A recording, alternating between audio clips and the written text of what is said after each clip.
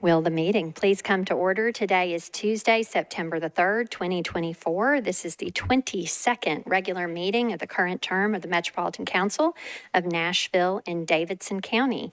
Will all members of the council, as well as the public, please rise for the invocation and remain standing for the Pledge of Allegiance. The invocation is being offered this evening by Jennifer Wong.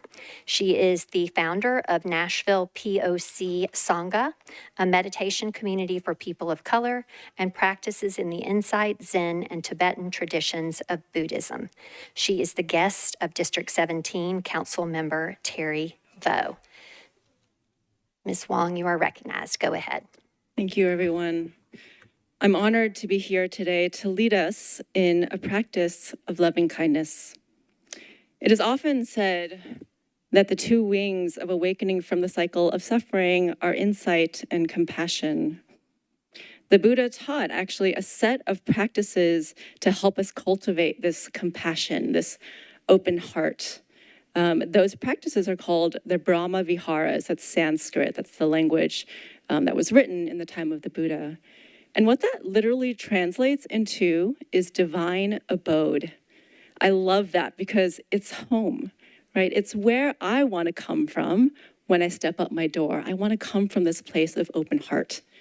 So these four practices that he taught are loving kindness, compassion, sympathetic joy, and equanimity. And what we'll be doing today is that first practice of loving kindness. So these practices, these heart-opening practices, are not just nice to haves. They're not just charity. They're not just, I should do it to be a good person. They're actually essential to our own awakening. They're essential for true wisdom based on direct experience. This is wisdom based on our lived life, not wisdom based on scripture or wisdom based on something that's intellectual. It's not wisdom based on a should. It's based on a wisdom of, have I lived this? Have I felt this through my own heart? And what the Buddha said is he said, don't take my word for anything that I'm telling you. Practice it in your own life, experience it in your own life. And if it works for you, incorporate it. If it doesn't work for you, leave it. So we're going to practice today. And I would invite everyone in the room to practice with us. And if you prefer not to, that's okay as well. Everyone, you can stay standing if you like. If it's comfortable for you, feel free to close your eyes. If it's not, I would just let your gaze drop so you're not really looking at anything in particular. So we'll start this practice, as is always the tradition with these heart practices, these divine abodes, to start the practice with yourself. This loving kindness practice. And this is really a practice of meeting and cultivating a sense of love and kindness. So bringing an image of yourself in a state of well-being, and inclining your own mind and heart to wishing yourself well. If you like, you can place your hand on your heart, and really, truly, with this heart of wishing well, wishing just for yourself to be safe and protected. May I be healthy in body and mind. May I be happy. May I live with ease. And again, imagining yourself this picture of well-being. No matter what else is going on in this moment, allowing yourself to dedicate your mind and heart to this well-being. May I be safe and protected. May I be healthy in body and mind. May I be happy.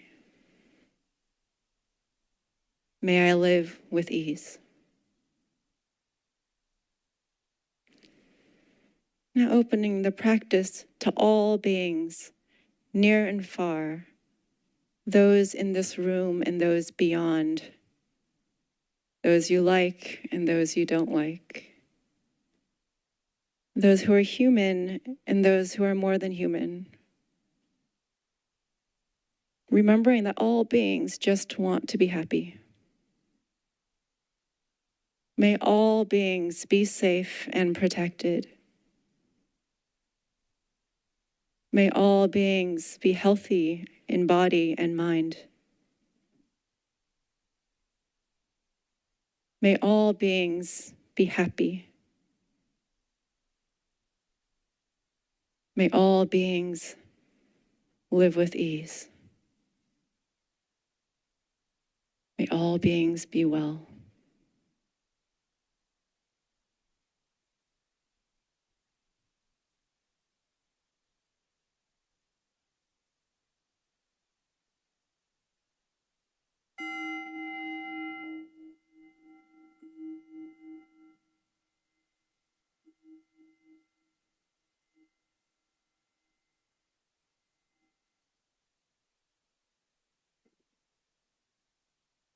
Thank you for your practice.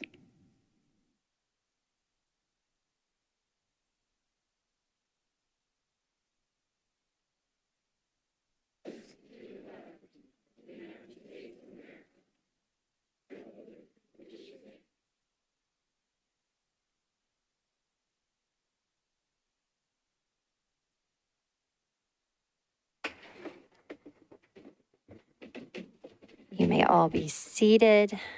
Thank you very much, Ms. Wong. Thank you. Council members, earlier this evening in the announcements portion of our meeting, we honored our council office chief of staff, Roseanne Shacklett Hayes, for her 50 years of service to Metro government, 46 of those in the council office, to which she has shown an unmatched level of devotion. As I shared earlier, Rosie, as we all know her, is one of only 2 Metro employees who have achieved this amazing 50-year milestone. And as not all members of the community will have watched our announcements portion, and for the record, I do want to make sure that I take this opportunity to again express my gratitude and that of the entire council to Rosie. So council members, will you please join me once more again and rise in appreciation and congratulations of Ms. Hayes Shacklett on her 50th anniversary.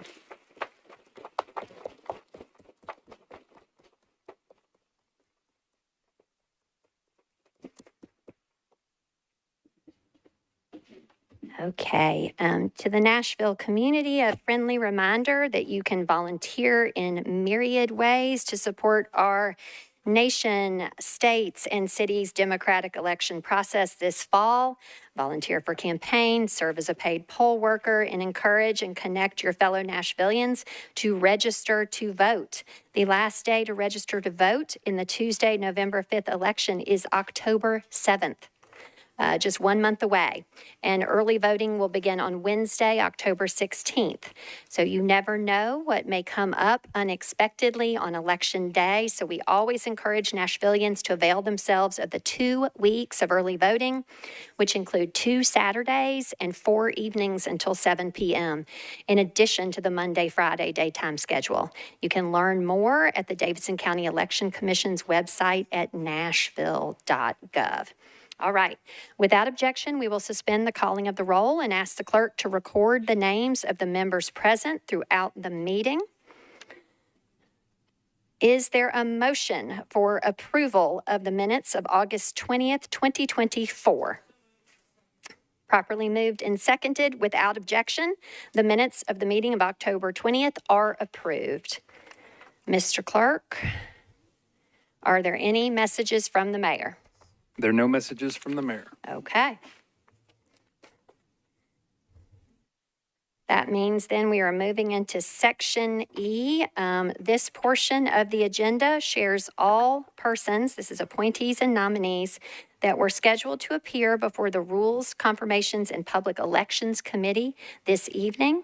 Referrals back to the committee will be by rule as part of the council's 2-meeting process for all elections and confirmations.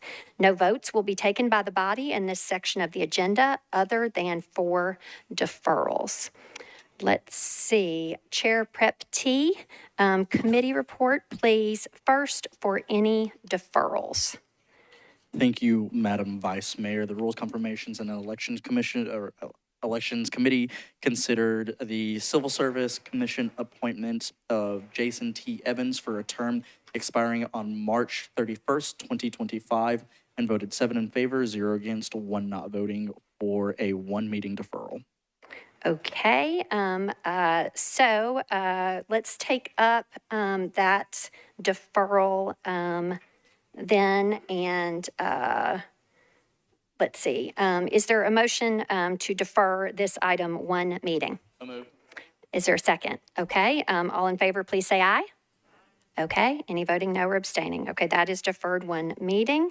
And so Chair Prep T, next, a very brief summary report, please. Just the names and the board or commission on persons on this agenda who were interviewed by your committee and will be re-referred by rule back for confirmation consideration on September 17th.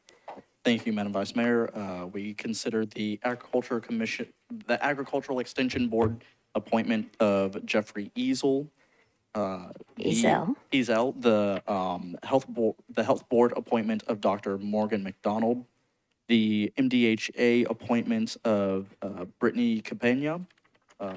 The MDHA appointment of Colby Sledge, as well as the Property Standards and Appeals Board consideration and nomination appointments for Mr. John Bennett, Ms. Quinta Martin, and Ms. Jayla Thomas, as well as the Short-Term Rental Appeals Board nominations of Matt Ingram and Ramon Simmons. Chair Prep T, did Mr. Deacons withdraw? That was withdrawn. Okay, just duly noted. Go ahead, please. As well as the Civil Service Commission appointment of Charlotte Peacock and the Stormwater Commission appointment of Fiona Halter Abbott. Voted 7 in favor, 0 against, 0 not voting for all. Okay, great. You all have heard the report of Chair Prep T. All of those, with the exception of Mr. Evans, who was deferred 1 meeting, will be re-referred by rule to the meeting of September 17th for a vote at that time. Okay, next we're moving into section F, confirmations. Chair Prep T, you are recognized again for your committee report on the appointees in the second step of your committee's 2-meeting process. First for deferrals, if there are any, please.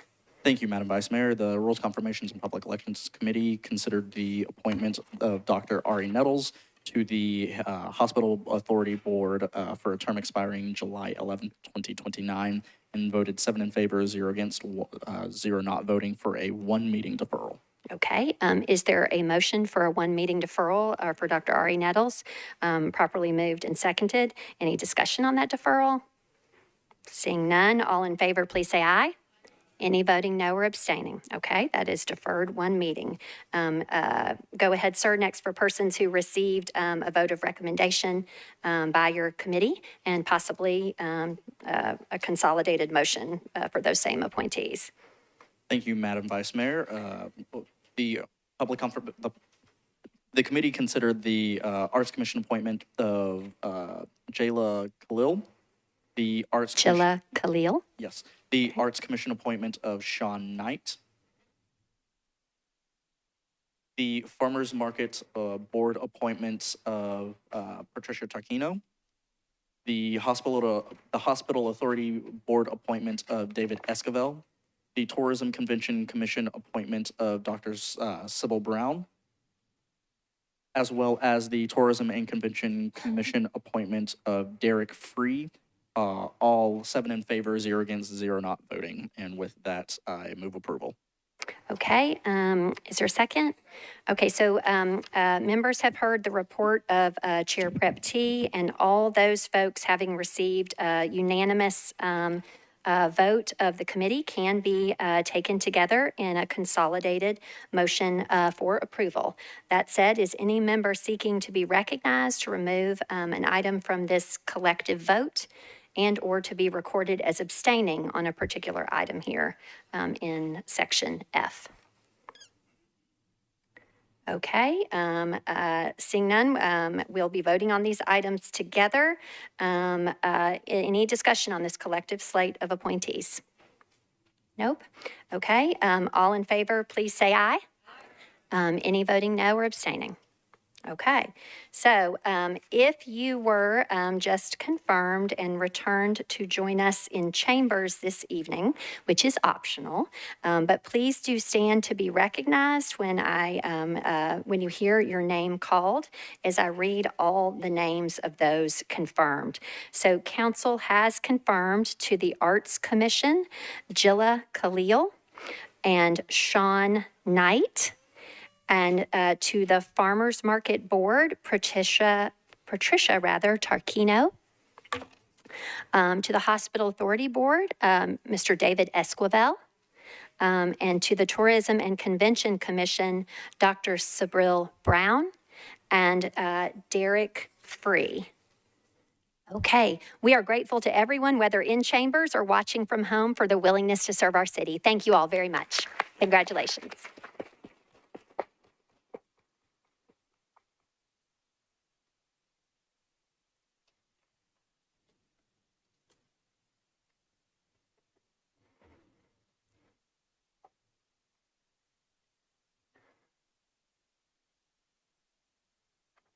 Okay, now we are moving into section G of our agenda, nominations for pro tem. Council members will have received an email from Ms. Darby, and those folks who are putting themselves forward and their qualifications in a letter are also on your desk.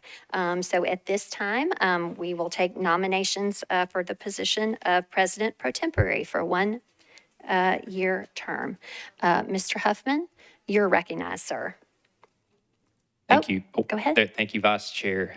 Vice Chair, I always call you Vice Chair. Vice okay. Mayor, here we go. That's okay. I'd like to nominate my colleague, Russ Bradford.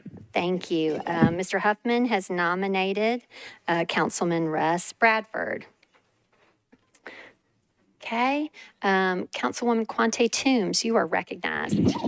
Thank you, Madam Vice Mayor. I'd like to nominate Councilwoman Sandra Sepulveda. Okay. Ms. Toombs has nominated Councilwoman Sepulveda. Okay.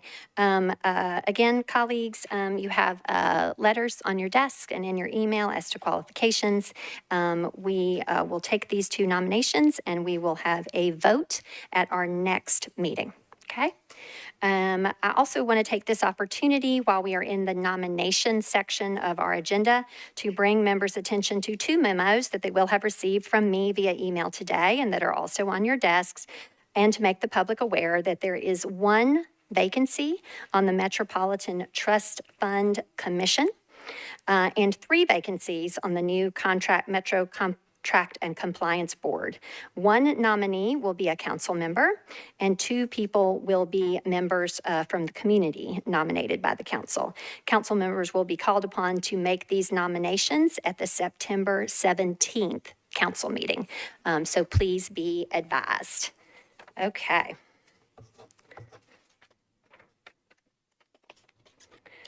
Okay, now we are moving into the public comment portion of our agenda.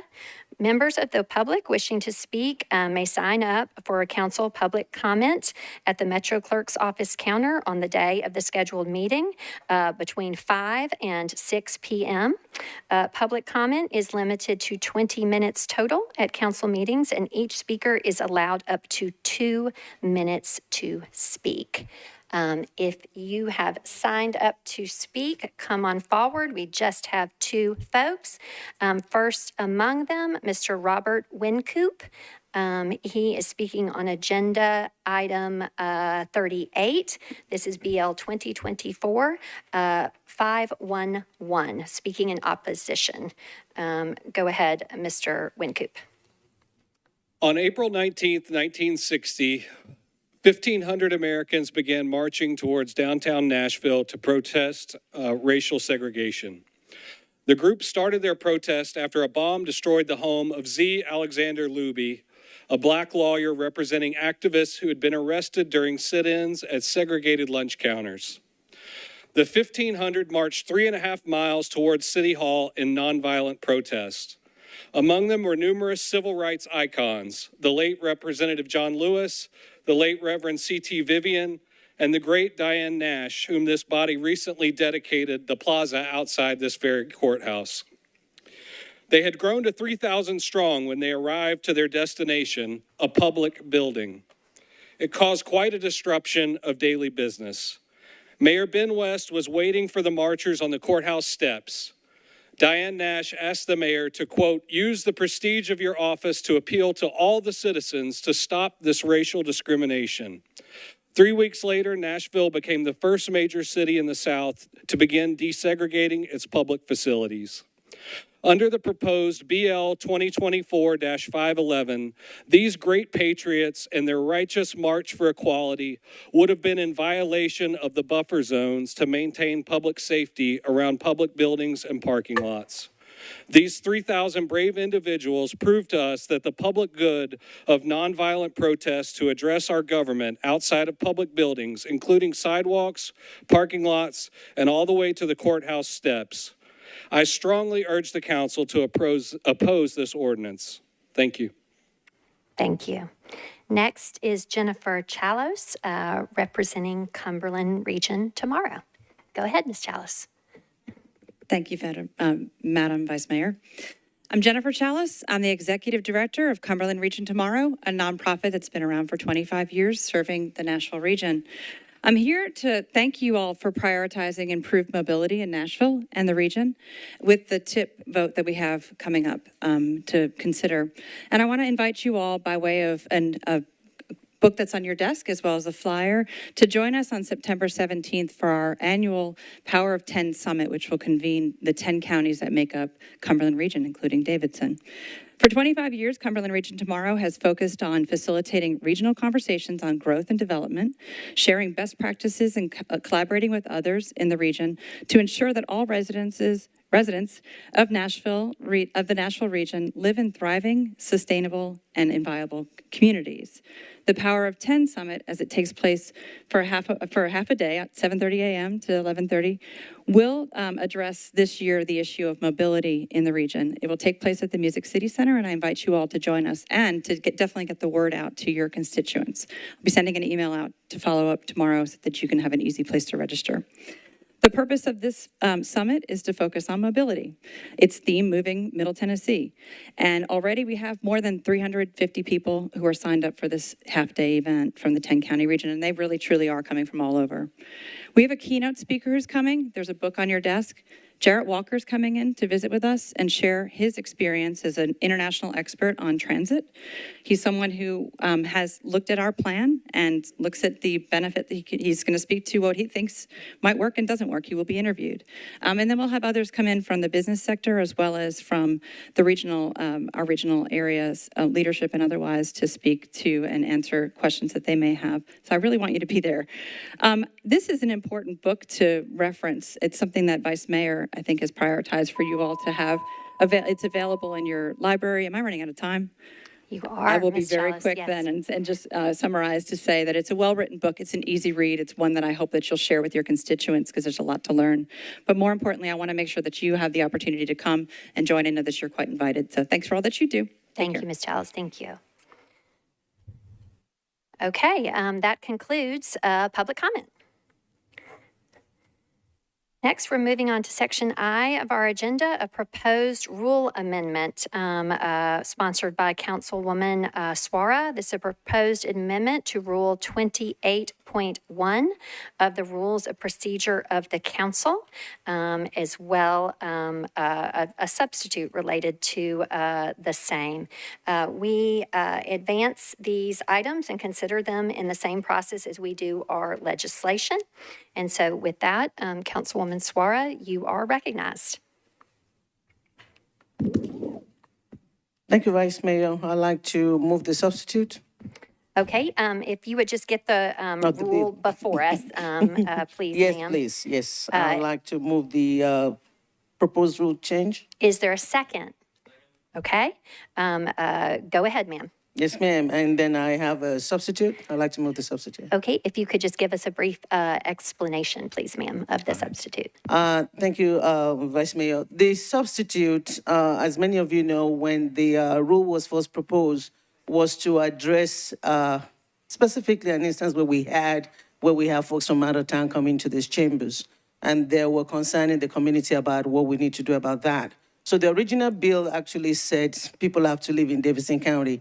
I deferred the rule change for a meeting or two so I can get input from so many people. So I talked to several organizations that work with our own house, that work with undocumented, that work with different people in the community to see what we need to do differently. We don't want a rule change that keep outsiders out, but also keep our constituents out as well. So what the substitute does is, one, it changed the residency requirement to be Tennessee instead of Davidson County.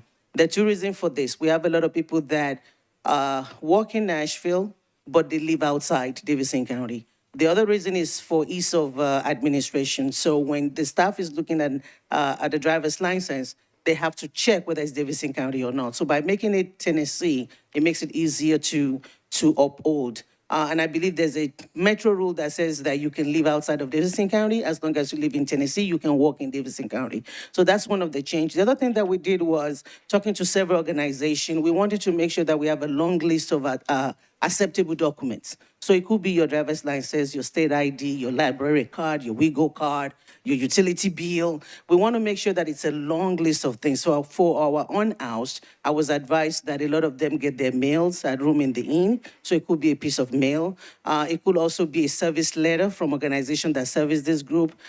So it's a long list that we've compiled from different organizations of what acceptable documents will be. We also realized that we do not want the list to be exhaustive. So just in case we said it's 20 things on our list, what if somebody brings something that meets the criteria but is not on the list? So we added language in the substitute that says that the staffer will have the discretion to be able to look at what meets residency as well as working in Davidson County, your job ID. So those were the changes. The last thing also was that there was a concern from a constituent about, are we going to keep all these documents? And we don't want to do that. So there's a statement that somebody would just look at this and give it back. We're not going to keep it. Again, I ask for your support.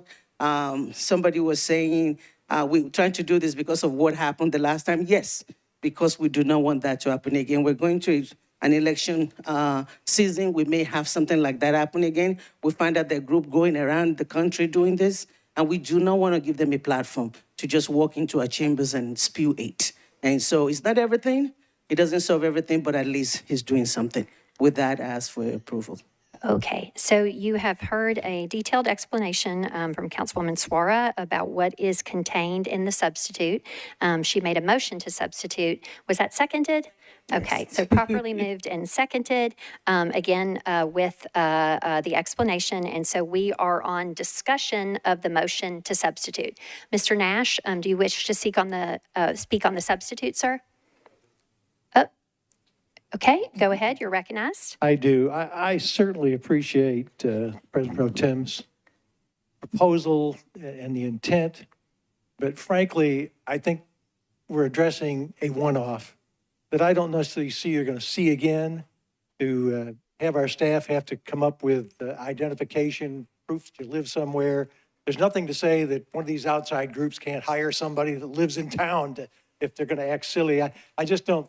I haven't seen it in the 5 years I've been here, except for that one night, and I don't think it's good for us to make policy based on one experience. And the President Pro Tem did a great job that night in clearing the room and handled the situation.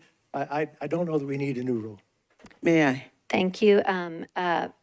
Well, if I may, so we're on the motion to substitute. Mr. Prepty, do you want to speak on the substitute? Okay. Go ahead, sir. Thank you, Madam Vice Mayor. By way, there are two things that I want to say. First, that the Rules Confirmation and Public Elections Committee considered this rule change as well as the substitute. Voted Thank 7 you, in sir. favor, 0 against, Committee 0 not report. voting for the Look substitute. at the new chair there. Well done, sir. Okay, yes, thank you. Should have gotten that committee report before we advanced the motion. Yes, sir, go ahead. Yes, but voted 7 in favor, 0 not voting, 0 0 against in favor of the substitute, and same vote for the bill as it currently stands. Okay, thank you. Likewise, I rise in support of this bill and the substitute as well, Madam Vice Mayor, because I think one of the things that's crucial for us to do, especially as it relates to public comment, is ensuring that we are prioritizing the voices and the people whose votes and whose decisions that we take most directly affect them. So making sure that we are prioritizing their voices, making sure that it is their voices that we are hearing, that we are listening to, and that we are heeding what they are telling us above all else in advance and in front of outside influences, outside forces, regardless of what that viewpoint that they may be expressing. So I view this as prioritizing Nashville and as prioritizing Tennesseans, and it is right and proper for us to do so. And so it's for those reasons that I rise in favor of this substitute and that I'll be voting for it. Thank you. Okay, is there any more discussion on the motion to substitute? Okay, seeing none, all in favor of the substitute, please say aye. Aye. Any voting no or abstaining? Okay, so Ms. Suara, it's back to you for a motion on your bill as substituted, please, ma'am. Thank you. Move the bill as substituted. Okay, and now we're on discussion of the bill as substituted. Do you seek to be recognized again, Ms. Suara? Yes, and I do think it's very important. We do not have to give room to outsiders to speak. I think somebody had asked, do we know if outsiders have spoken before us? Before we don't, because we never track that. But what is very important, and I think someone said it in rules, is that you have to think about the people that are impacted by this rhetoric. To sit there and to give a platform for somebody to spew hate directly on our channel to our constituents, our Jewish community, our gay community, our Black community, is something that we should not openly allow. This, again, does not solve everything. And let me also say that, yes, I did clear the room, but we were fortunate because they were disrupting the meeting. If they were not disruptive, I would not have been able to clear them out. I would have had to give them the platform. And so that's what this is doing. So we couldn't have just said, leave our office or leave our meeting room. So we did that because they were disruptive. If they were not, we all will have to listen to it. And that's something we don't want to do. I don't think it's fair to subject ourselves and subject our constituents to hateful rhetoric. It's not fun to listen to, and it's not something that we should be doing. So again, it doesn't stop everything. But at least if somebody comes and spew it, then we know that they're homegrown. They would know where they're from Tennessee. We have their addresses. But at least everybody was saying after that incident that these people were from out of town. So we can solve that one. We're not solving everything, but we're saying that if you're not our voters, you don't work here, you don't live here, we don't have to give you a platform. And that's what this does. Again, with that, I ask for your approval. Thank you. Is there any additional discussion on the rule as substituted? Okay, seeing none, we will move to the vote. All in favor of the proposed amendment to Rule 28.1, so as to require that folks who are speaking at a public hearing are Tennessee, or rather, public comment. That is an important distinction. This is about public comment, not public hearing. At public comment are residents of Tennessee. Please say aye. Any voting no? Okay, is that just one no vote? Any abstaining? For a rule amendment vote, can we record Mr. Nash as a no? Okay, yeah, with everyone else voting in the affirmative, Mr. Nash, you will be recorded as a no, sir. Okay. All right. Ms. Darby, can you please share when we have a rule change, the amount of time to kind of get that effectuated from a procedural standpoint in the office and when that rule becomes effective, please, ma'am? Go ahead. The rule will be effective within 30 days. And we Okay. will be updating the website so that the list of acceptable documents will be listed on the website. And so the public will know before coming down for public comment. So will that be applicable then at the first October meeting? If the first October meeting is 30 days away, then yes. Okay. But I don't think it is. I think the second October meeting is. Okay, the second October meeting, okay? Anyone else? Okay, nope. Okay, you have adopted that rule change. Okay, now we are moving on to bills on public hearing. Okay, Spanish interpretation services are provided for Metro Council public hearings. This evening, Ms. Sandra Obando de Ruiz is here as the interpreter. Ms. Obando de Ruiz, will you please share how you can help? Buenas noches, voy a ser la intérprete en español para la sesión de esta noche. Estoy aquí adelante si me necesitan. Gracias. Okay, gracias. We appreciate you. Thank you. Okay. For those wishing to speak this evening as part of this public hearing of zoning matters, do please state your name clearly, but it is not required for you to provide your address. If you do not wish to do so, you may want to tell us in what neighborhood or area you live or on what street, what your connection to the project is, or who your council member is. Okay. Okay. First item on public hearing is ordinance BL 2024-483, sponsors Parker, Cap, and Benedict. This is an ordinance to amend Title 17 of the Metropolitan Code of Laws, the zoning ordinance of the Metropolitan Government of Nashville and Davidson County, by canceling the Gallatin Pike urban design overlay on various properties along Gallatin Pike, affecting 208 acres. All of which is described in this legislation. Okay, Chair Parker, you are recognized, sir. Thank you, Vice Mayor. I'd like to open the public hearing. Okay, I declare the public hearing open. Would all members of the public here in support of this bill please raise your hand? Okay, would all members of the public here in opposition to this bill please raise your hands? Okay, seeing no one here in opposition, does the person here in support wish to speak? Okay, you're very welcome. Please come forward. Go ahead, sir. You're recognized. Thank you, Madam Vice Mayor. I almost said it wrong again, too.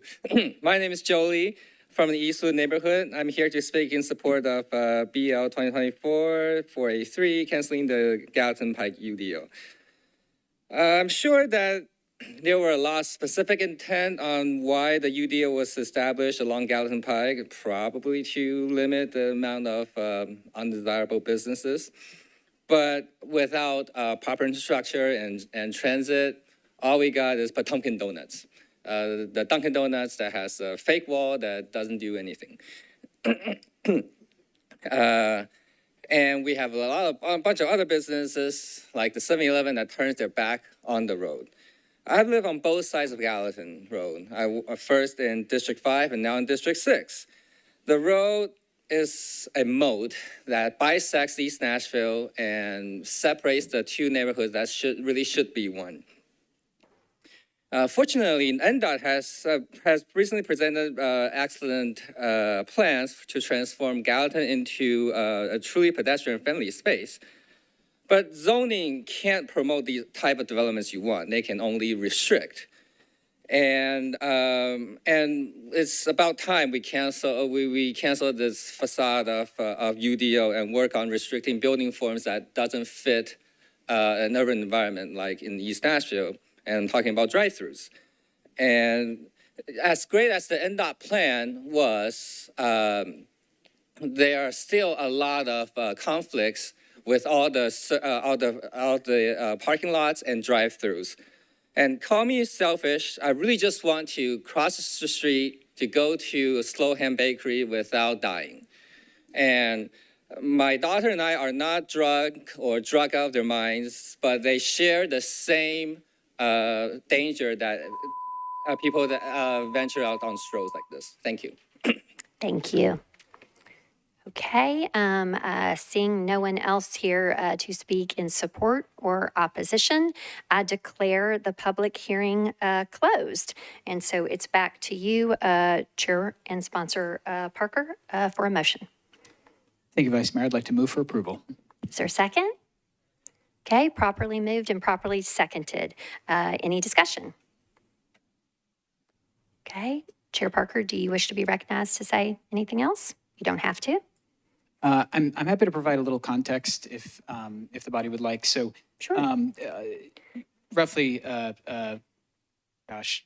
12 years ago, 2013, there was a substantial effort to, actually, it's well before 2013, a substantial effort to do a very all-encompassing specific plan for Gallatin that was ultimately invalidated by the state Supreme Court. And so what the ultimately was decided was to apply mixed-use -A alternative districts up and down the corridor. At the time, we didn't really know if these -A districts were going to be successful. We did not know how they were going to work, if these standards were too stringent. What we found in the meantime is that the -A districts work extraordinarily well. We've seen a ton of great development up and down the corridor, and significant projects that need kind of their own context have elected to use SPs rather than this optional UDO that has been in place since 2013. So it's a tool that has been really tremendously underutilized. I think 2 applications have been made, 1 was withdrawn, and another is pending now, which will be able to continue pending as we've done away as a state with the pending legislation doctrine. So if they end up utilizing the UDO, then that won't interrupt anything that they're working on. The context has also changed a lot since 2013. We've expanded the urban zoning overlay all the way to Briley, I believe, along the corridor. We have removed parking requirements entirely from the UZO, which means this entire corridor has 0 parking requirements. So, in conversations with my East Nashville colleagues, conversations with folks who are working on the corridor, with planning, with NDOT, we felt that this UDO had, I wouldn't say it served its function, but the function it served was to assure people that these -A districts could work and could be successful in an urban setting like Gallatin Pike. It turns out virtually no one elected to opt out of the -A districts by utilizing this Gallatin UDO. So given all that context, we filed the application to remove that UDO. And I would just ask for my colleagues' support. And if you have any specific questions, I'm happy to answer those here or in committee on 3rd reading, which will be likely at our next council meeting. Okay, appreciate the context. Thank you, Chair Parker. Is there any further discussion on this ordinance? Seeing none, there's a motion to approve, properly seconded. All in favor, please say aye. Any voting no or abstaining? Okay, this has passed 2nd reading. Next, we have 2 companion bills. So for purposes of public hearing, Mr. Rutherford, we will take those together. Agenda items 2 and 3, ordinance BL 2024-484 and BL 2024-485. The first among them is an ordinance to amend Title 17 of the Metropolitan Code of Laws, the zoning ordinance, the Metropolitan Government of Nashville and Davidson County, by changing from AR2A to SP zoning for property located at 7088 Burkett Road, approximately 550 feet east of Old Burkett Road, 11.63 acres, to permit up to 119 multifamily residential units. And then for 485, that is an ordinance to authorize building material restrictions and requirements for ordinance 484. Sponsor Rutherford, you are recognized, sir. Thank you, Madam President. Open the public hearing, please. Okay. I declare the public hearing open. Would all members of the public here in support of these bills please raise your hand? Okay, gentlemen, thank you. Would all members of the public here in opposition to these bills please raise your hand? Okay, seeing no one raising their hand in opposition, do the gentlemen in support seek to be recognized? They are nodding their heads no, Mr. Rutherford. And so with that, I declare the public hearing for both these bills closed. Okay, and so with that, it's back to you, Mr. Rutherford. And now for purposes of voting, amending, et cetera, we'll have to take these one at a time, sir. Just for your awareness. Go ahead. Just to let you know, there is an amendment listed, but we're going to hold off until third reading to give planning an opportunity to take a closer look at that. In that case, you can make a motion to approve both of them on second reading, sir. With that, I move approval of both. Okay. Is there a second? Is there any discussion? Seeing none, all in favor of approval on second reading of 484 and 485, please say aye. Any voting no or abstaining? Okay, Ms. Stiles, do you want to be recorded as an abstention on both 484 and 485? Mr. Clerk, if you would please record Ms. Stiles as an abstention. Both those bills have passed second reading. Mr. Rutherford, thank you. Thank you. Okay. So next for public hearing, agenda item 4, ordinance BL 2024-486, and also again, agenda item 5, because of a companion bill related to material restrictions for 486.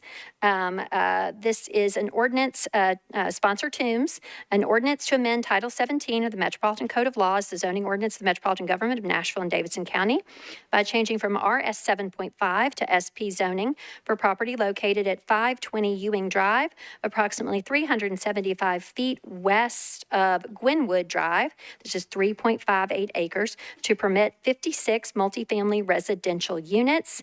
And again, ordinance 487, which authorizes building material restrictions and requirements for Bill 486. Ms. Toombs, you are recognized.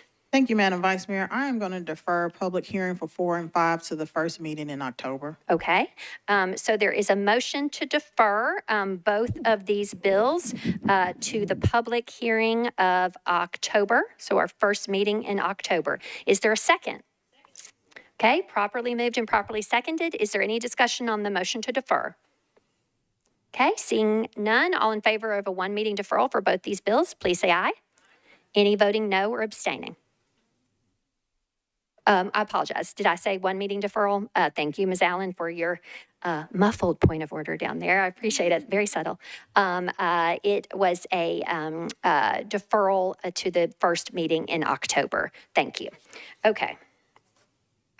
Appreciate the clarification. Next is agenda item 6, ordinance BL 2024-488, sponsor Parker, is an ordinance to amend Title 17 of the Metropolitan Code of Laws, the zoning ordinance of the Metropolitan Government of Nashville and Davidson County, by amending a specific plan on properties located at Bethwood Drive unnumbered and Allenwood Drive unnumbered at the northern terminus of Bethwood Drive, zoned SP 8.93 acres, to remove 1.35 acres from the SP boundary.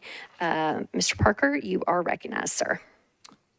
Thank you, Vice Mayor. I'd like to open the public hearing. Okay, I declare the public hearing open for this matter. Would all members of the public here in support of this bill please raise your hand? Okay, thank you. Would all members of the public here in opposition to this bill please raise your hand? Seeing no one here in opposition, do the gentlemen here in support wish to speak? Okay, they are nodding their head no. And so with that, I will declare the public hearing closed, and it's back to you, Sponsor Parker. Thank you, Vice Mayor. I'd like to move for approval. Okay, is there a second? Okay, there's a motion to approve, properly seconded. We're on discussion. First to you, Chair Parker, if there's anything you want to share. I don't have anything to share about this. Just renew my motion for approval, please. Yeah. Seeing no one else in the queue for discussion, all in favor, please say aye. Any voting no or abstaining? Okay, this has passed its second of 3 readings. Agenda item 7, ordinance BL 2024-489, also sponsor Parker, is an ordinance to amend Title 17 of the Metropolitan Code of Laws, the zoning ordinance of the Metropolitan Government of Nashville and Davidson County, by changing from SP to RS 7.5 zoning for a portion of property. We could have taken these together, couldn't we have? Nope. Okay, can't, okay, all right. For a portion of property located at Bethwood Drive unnumbered and the northern terminus of Bethwood Drive, 1.35 acres, all of which is described herein. Okay, Mr. Parker, it's to you, sir. Thank you, Vice Mayor. And you may be right about us being able to take these together, but they're not similar to the materials restrictions pairings that we usually do. So Gotcha. I just wasn't sure. So I think No doing them worries. separately is Better safe than sorry, as I'm sure Ms. Darby would say. Yes. I agree. Thank you, Vice Mayor. I'd like to open the public hearing. Yes. I declare the public hearing open on this matter. This is Bill 489. Would all members of the public here in support of this bill please raise your hand? Okay. Would all members of the public here in opposition to this bill please raise your hand? Seeing none in opposition, do the two gentlemen in support seek to be recognized or speak? Okay, they are shaking their head no, Chair Parker. And so with that, I declare the public hearing closed, and it's back to you, sir. Thank you, Vice Mayor. I'd like to move for approval. Okay, is there a second?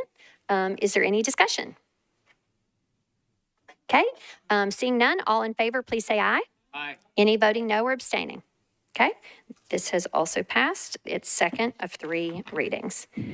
Okay, next is Agenda Item 8, Ordinance BL 2024-490, Sponsor Styles. This is an ordinance to amend Title 17 of the Metropolitan Code of Laws, the zoning ordinance of the Metropolitan Government of Nashville and Davidson County, a request to amend a specific plan for properties located at 12,610 Old Hickory Boulevard and Old Hickory Boulevard unnumbered, approximately 655 feet east of Hobson Pike, zoned SP, 9.38 acres to permit warehouse and office uses. Ms. Stiles, you are recognized. Thank you, Vice Mayor. I'd like to open the public hearing, please. Okay, I declare the public hearing on Ordinance 490 open. Would all members of the public here in support of this bill please raise your hand? Okay. Would all members of the public here in opposition to this bill please raise your hand? Seeing no one here in opposition, do the gentlemen here in support seek to be recognized or speak? They are shaking their head no, Ms. Stiles. And so with that, I will declare the public hearing closed, and it's back to you for a motion on your bill. I'd like to move for approval of the bill, please, Vice Mayor. Okay, is there a second? There's a motion to approve, properly seconded. Is there any discussion? Okay, seeing none, all in favor, please say aye. Any voting no or abstaining? Okay, this is passed the second. Okay. Ms. Lee, are you seeking to be recorded as an abstention? Okay, Mr. Clerk, if you would please so record it.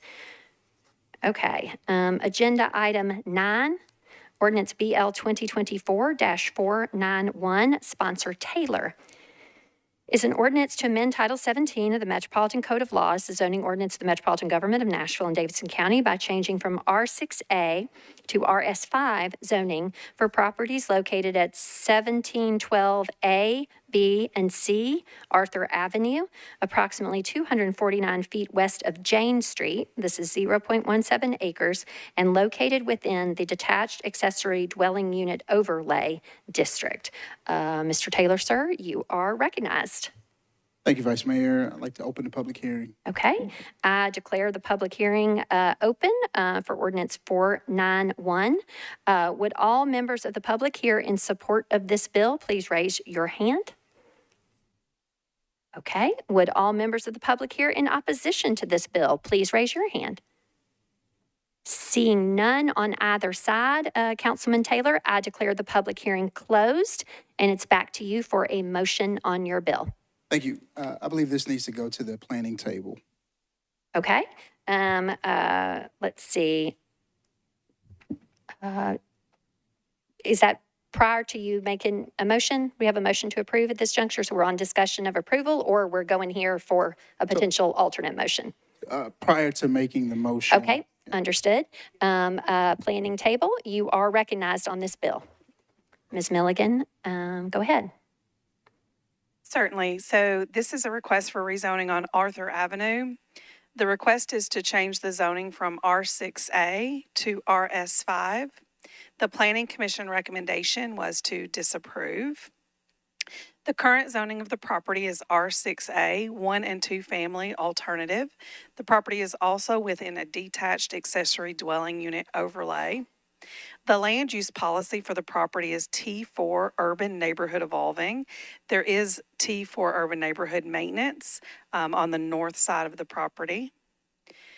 In regards to the analysis, the surrounding uses are single-family and are similarly zoned or are zoned RS5. This property is within a T4 neighborhood evolving policy, which would encourage greater housing choice. This property was rezoned from RS5 to R6A in 2022 based upon the fact that it had frontage on an improved alley. It was including an A district, which would have appropriate design and locational criteria for anything built, and because it's located south of Buchanan Street, which is a mixed-use corridor. Given this analysis, the Planning Commission found that it would be inappropriate to rezone back to RS5 and therefore recommended disapproval. Thank you, Ms. Milligan, for that explanation. Back to you, Mr. Taylor, for a motion, sir. Thank you. I'd like to move for approval. Okay, is there a second on the motion to approve? Okay, it's properly moved and properly seconded. Is there any discussion? Okay, this is the second of 3 readings. There is a motion to approve, properly seconded. Seeing no discussion, all in favor of passage on second reading, please say aye. Any voting no or abstaining? Okay, this has passed the second of 3 readings. Next is agenda item 10, ordinance BL 2024-492, sponsor Toombs. This is an ordinance to amend Title 17 of the Metropolitan Code of Laws, the zoning ordinance of the Metropolitan Government of Nashville and Davidson County, by changing from R15 to RM2NS zoning for properties located at 574, 574C, and 576 Ewing Drive, approximately 205 feet west of Vista Lane. This is 0.85 acres, all of which is described herein. Ms. Toombs, you are recognized, ma'am. Thank you, Madam Vice Mayor. Request to open the public hearing. Okay, I declare the public hearing open on Bill 492. Would all members of the public here in support of this bill please raise your hand? Okay, thank you, sir. Would all members of the public here in opposition to this bill please raise your hand? Okay, seeing no one here in opposition, does the gentleman in support seek to be recognized to speak? Okay, he is shaking his head no, Ms. Toombs. So with that, I will declare the public hearing closed, and it's back to you for a motion on your bill. Move for approval. Is there a second? Okay, properly moved and properly seconded. Is there any discussion on this bill on second reading? Okay, seeing none, all in favor, please say aye. Any voting no or abstaining? Okay, this has passed its second of 3 readings. Next is agenda item 11, ordinance BL 2024-493, sponsor Vo. This is an ordinance to amend Title 17 of the Metropolitan Code of Laws, the zoning ordinance of the Metropolitan Government of Nashville and Davidson County, by changing a specific plan for properties located at 307 Bianca Page Way, 1500 and 1502 4th Avenue South, and 1414 4th Avenue South at the southeast corner of Bianca Page Way and 4th Avenue South. Zoned specific plan. This is 5.03 acres to modify the permitted uses and remove 0.47 acres from the specific plan boundary. Ms. Vo, you are recognized. Thank you, Vice Mayor. I'd like to open the public hearing. Okay, I declare the public hearing open on Ms. Vo's Bill 493. Would all members of the public here in support of this bill please raise your hand? Okay. Would all members of the public here in opposition to this bill please raise your hand? Seeing none, does the gentleman in support seek to be recognized or speak? He is shaking his head no, Ms. Vo, and so with that, I declare the public hearing closed, and it's back to you for a motion on your bill. Thank you, Vice Mayor. Move to approve. Okay, okay, properly moved and properly seconded. Is there any discussion on this bill? Okay, seeing none, all in favor, please say aye. Aye. Any voting no or abstaining? Okay, this has passed its second of 3 readings. Last bill on public hearing, agenda item 12, ordinance BL 2024-494, sponsor Vo, is an ordinance to amend Title 17 of the Metropolitan Code of Laws, the zoning ordinance of the Metropolitan Government of Nashville and Davidson County by changing from SP and IWD to MULA-NS zoning for properties located at 1500, 1502, 1504, 4th Avenue South, 4th Avenue South unnumbered, and 307 Bianca Page Way at the southeastern corner of 4th Avenue South and Bianca Page Way, which is 0.93 acres. Ms. Vo, it's to you. Thank you, Vice Mayor. I'd like to open the public hearing. Okay, I declare the public hearing open on Ms. Vo's Bill 494. Would all members of the public here in support of this bill please raise your hand? Would all members of the public here in opposition to this bill please raise your hand? Seeing no one here in opposition, does the gentleman here in support seek to be recognized or speak? He is nodding his head no, Ms. Vo. So with that, I declare the public hearing closed, and it's back to you for a motion on your bill. Thank you, Vice Mayor. Move to approve. Okay, is there a second? Okay, properly moved and properly seconded. Any discussion? Seeing none, all in favor of approval on second reading, please say aye. Aye. Any voting no or abstaining? Okay, this is passed its second of 3 readings, and that concludes our zoning public hearing.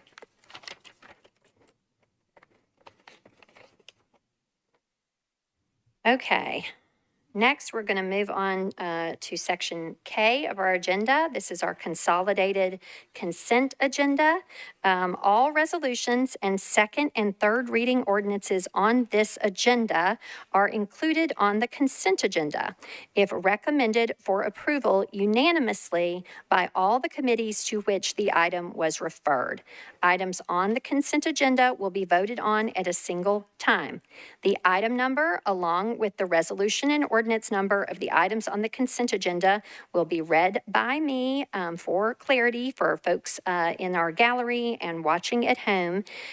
Members of the council may remove any item from the consent agenda by request before the consolidated consent agenda vote is taken.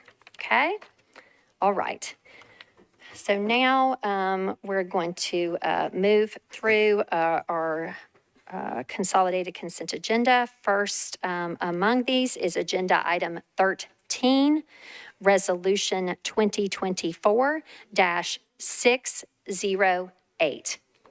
Next is agenda item 14, resolution 2024-683.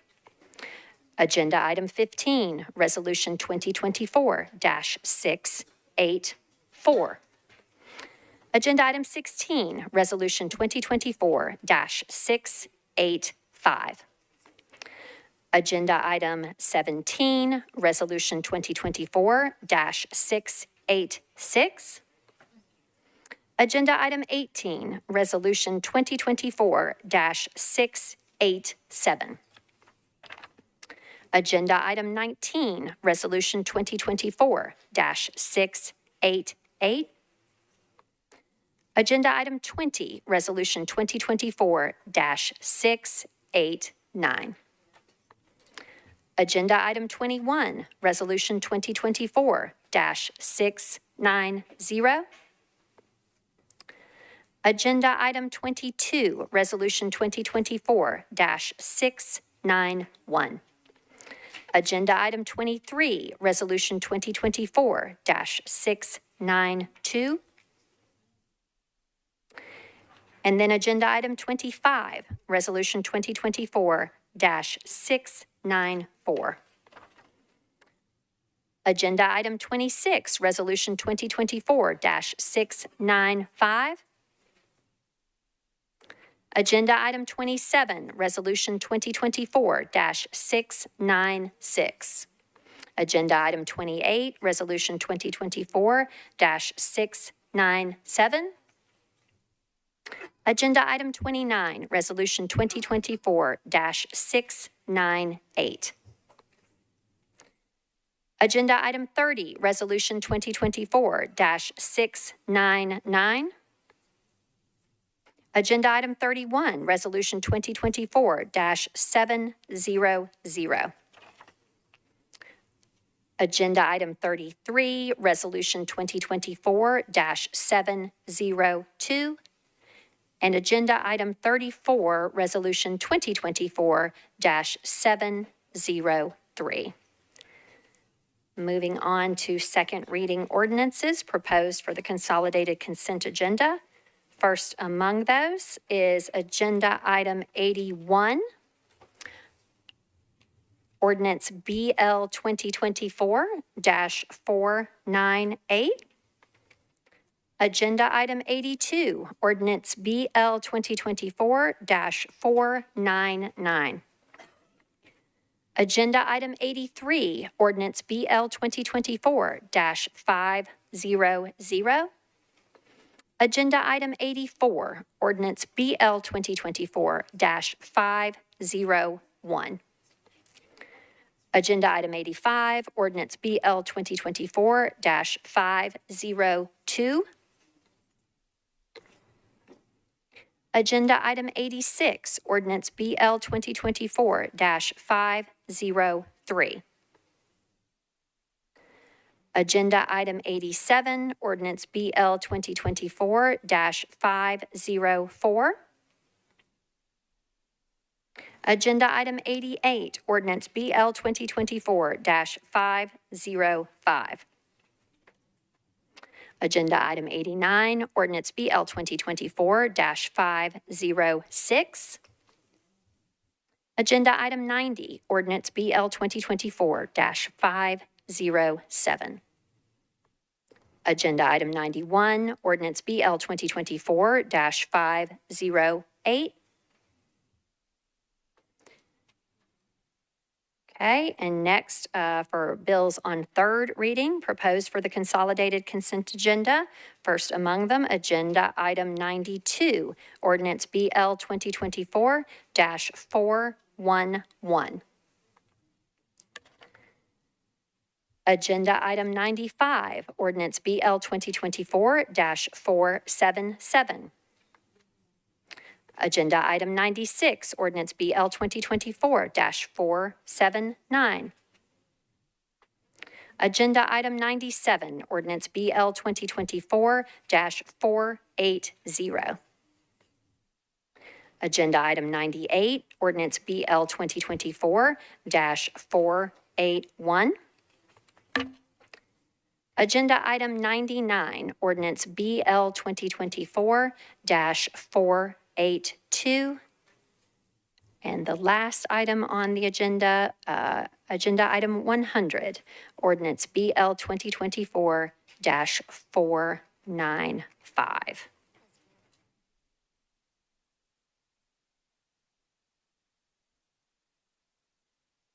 Okay, hang on, folks. So,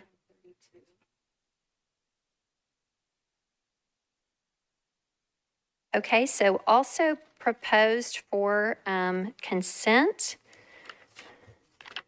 was agenda item 32.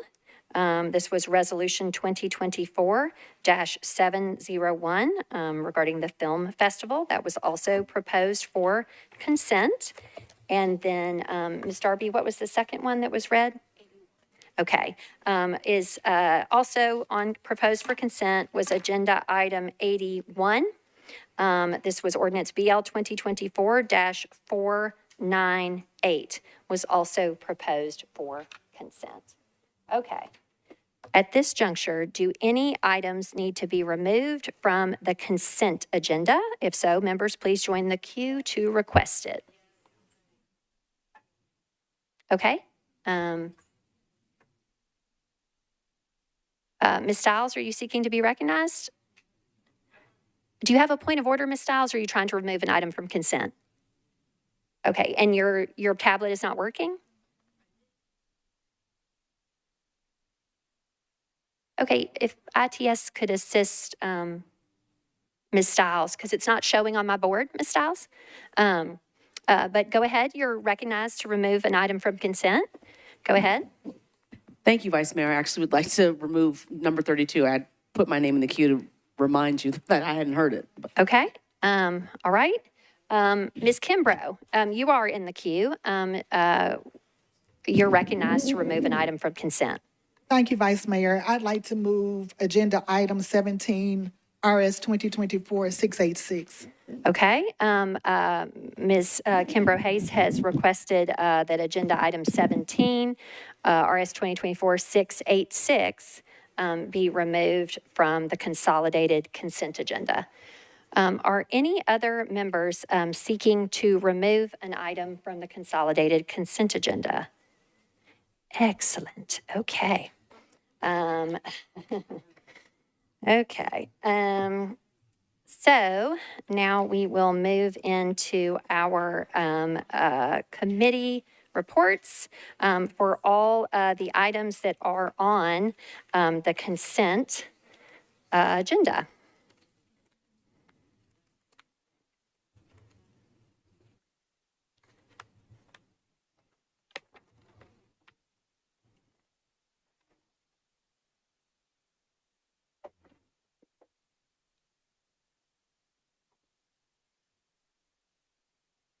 Okay, Budget and Finance Chair Porterfield, you are recognized for your committee reports, please, ma'am.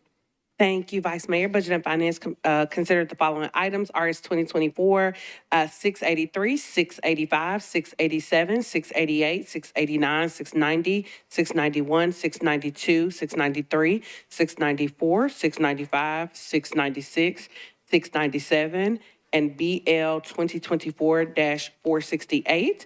All of those items passed 9 in favor, 0 against, 0 not voting. Okay, hang on for me for just a second. Okay, the ordinance was not on consent. 468 was not on consent? No. And also, Chair Porterfield, did you say 686, 687? I feel like we skipped missed. 686 because that one was bumped from consent. Thank you. Okay, that has been So I did removed skip from that one. consent. Got it. Thank But you. I did say 687. That Got also is 900. Okay, thank you so much, ma'am. Thank you.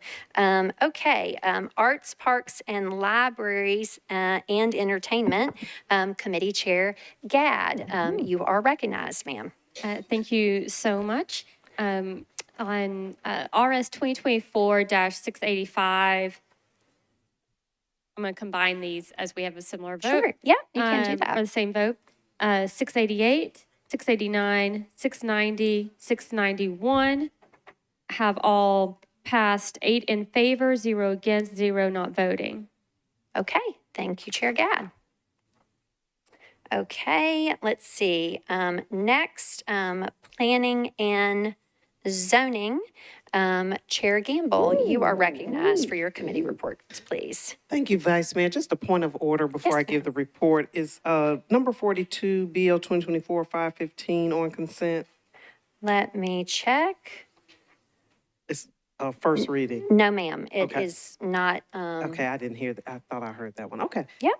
Thank you. The consent agenda for planning and zoning includes resolutions 2024-686. And that has been removed from That has consent. been removed. Yep, that's okay. 687, 698, 699.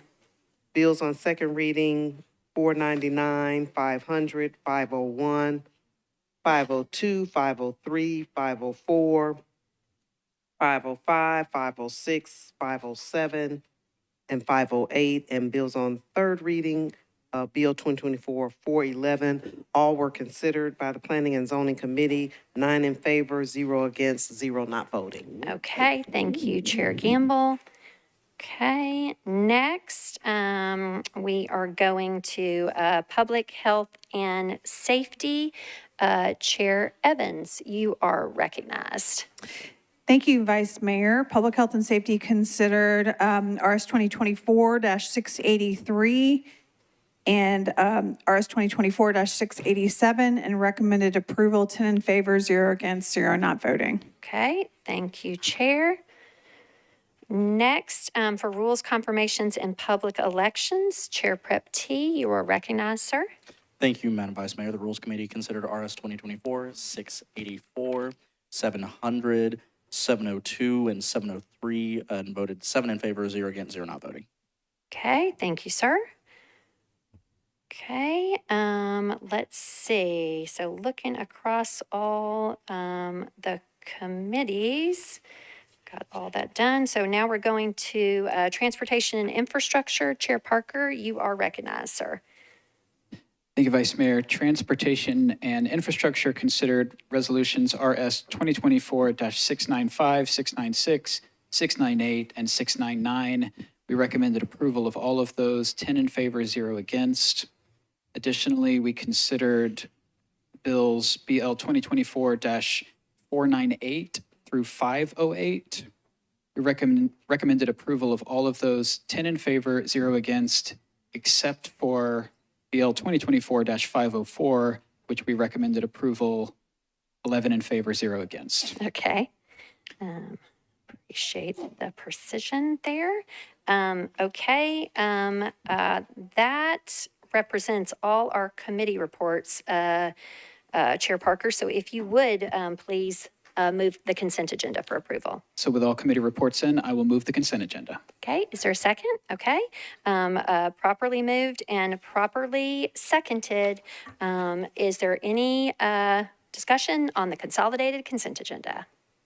Seeing none, all in favor, please say aye. Aye. Any voting no or abstaining? Okay. You have passed all items on the consolidated consent agenda. And now we will go back to items that were either removed from consent or not initially proposed for consent. Okay, so we are going back to resolutions. First among them will be agenda item 17. RS Resolution 2024-686, sponsors Porterfield and Gamble. This is a resolution approving an intergovernmental license agreement between the Metropolitan Government of Nashville and Davidson County and the United States of America to enter certain property located at 1414 County Hospital Road, owned by the Metropolitan Government for limited military training purposes. Ms. Porterfield, you are recognized. Thank you, Vice Mayor. Committee reports, Budget and Finance considered RS 2024-686 and voted 9 in favor, 0 against, 0 not voting. Okay, Ms. Gamble, Planning and Zoning Chair, on 686, please, ma'am. Thank you, Vice Mayor. Planning and Zoning recommended approval, 9 in favor, 0 against, 0 not voting. Okay, so it's back to you, Ms. Porterfield, for a motion on your bill. Move for approval. Okay, is there a second? Okay, there's a motion to approve, properly seconded. Is there any discussion on this bill? Okay, Ms. Kimbrough, you are recognized. Thank you, Vice Mayor. I move to defer this till the first October meeting. Is there a second for Ms. Kimbrough's? Okay, there is a second. Ms. Kimbrough has made a motion to defer to the first meeting of October. Yes. Okay, properly seconded. Is there any discussion on the motion to defer? Ms. Porterfield, you're recognized. Thank you, Vice Mayor. Could we hear the explanation as to why we want it deferred? Yes, Ms. Kimbrough, can you explain, please, your motion to defer?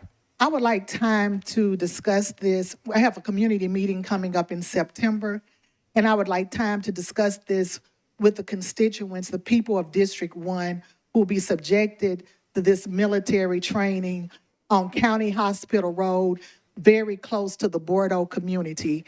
In the past, we have heard shots fired. They do all sorts of training. It's extensive. And I want time for my community to know and hear about that. And I just believe that's only fair. For those reasons, I'm asking that it be deferred until the first meeting in October. Okay, Chair Porterfield, you have heard an explanation of the motion to defer. Ms. Benedict, we are now on the deferral motion to the first meeting in October. Go ahead. Thank you, Vice Mayor. I stand in support of the deferral. one thing I wanted to call out, and we heard it in committee, is that a helicopter will be used as a part of the exercises. And we have helicopters that come to Cornelia Fort Airport. It's an unused airport, and so they come in and do exercises there. Fort Campbell does, and it disrupts the neighbors. So I would just make sure that the neighbors are on board with this, because those nighttime flying helicopters are certainly something that we want to be of concern, or that neighbors may have concerns about, that I would want my constituents to know about. Our constituents always ask about it for District 6 and 7. So with that, I stand in support of the deferral. Okay, Mr. Rutherford on the deferral motion. Go ahead, sir. Thank you, Madam President. I rise in opposition to the deferral motion. It came out in committee, and I think this is important for folks to know, and especially with the questions that have been raised, is that in committee we learned that there is no live fire that will be happening, no live ammunition is used in this exercise. And in addition to that, this is for urban combat training, and this has taken place in Nashville before, so it's not an unusual thing. I would also like to ask, though, that how would a deferral impact the purpose of the legislation itself, if we could get an answer to that? Yep, I can direct that question to the administration. The question was regarding the exercises and military training on County Hospital Road. The question from Mr. Rutherford was, what would be the impact of a 2-meeting deferral to the first meeting in October? Mr. Rosenberg, you're recognized, sir. Thank you, Madam President. Council member, we had discussed the possibility that there could be a 1-meeting deferral, and I know that there's no issue with that. I don't know what the impact of a 2-meeting deferral is, though. Okay. So we are still on the motion for a 2-meeting deferral. Ms. Toombs, you are recognized, ma'am. So a question and a comment. If it's being deferred to the first meeting in October, isn't that just a 1-meeting deferral? We're skipping the next September meeting and going to the first meeting in October? Is that? No, that's a 2-meeting deferral. Okay. So a deferral to the first meeting in October, as this is the first meeting in September, would be a 2-meeting deferral. That's the motion before us. Okay. So this happened, last term, there was some military training in Bordeaux and folks didn't have notice of it and it really freaked out the community. A lot of former elected officials were calling and trying to figure out what was going on. So I do agree with Councilwoman Kimbrough that it is only fair to give her the opportunity to alert her community to what is going on so that they have a heads up before they hear loud bangs and things, helicopters flying overhead. According to the legislation, this training doesn't happen until late October, I believe the 24th and 25th, and her meeting is in September. So if we're coming back the first meeting in October to discuss whether we're going to pass this, then it doesn't impact the training and it gives her time to inform her community. Okay. Thank you, Ms. Toombs. Ms. Gamble, are you seeking to be recognized on the deferral motion? Go ahead. Yes, I would like to also rise in support of the deferral. I did ask the question during our planning meeting about the impact, if the community was aware and the impact of the community. And Councilmember Kimbrough was not at planning. She doesn't serve on the planning committee, but there were comments made that there was no concern from the community. But it sounds like we do need, she does need the opportunity to make sure the community is aware. And for those reasons, I support the deferral as well. Thank you. Okay. Ms. Kimbrough, you're recognized. I don't need to be recognized now. Okay, thank you. Ms. Porterfield, you're recognized. Thank you, Vice Mayor. I just wanted to stand in support of the deferral. And Council Lady Kimbrough, thank you for raising this concern. I do think that it is incumbent upon us to make sure that communities are notified and that they have the information. And Council Lady Toombs spoke before me. I was going to say I pulled up the legislation. The training doesn't happen until October 24th and the 25th. So it appears that there will be enough time for us to pass this in October and still have the training. So I support the 2-meeting deferral. Okay. Ms. Swara, are you seeking to be recognized on the deferral? Okay, go ahead.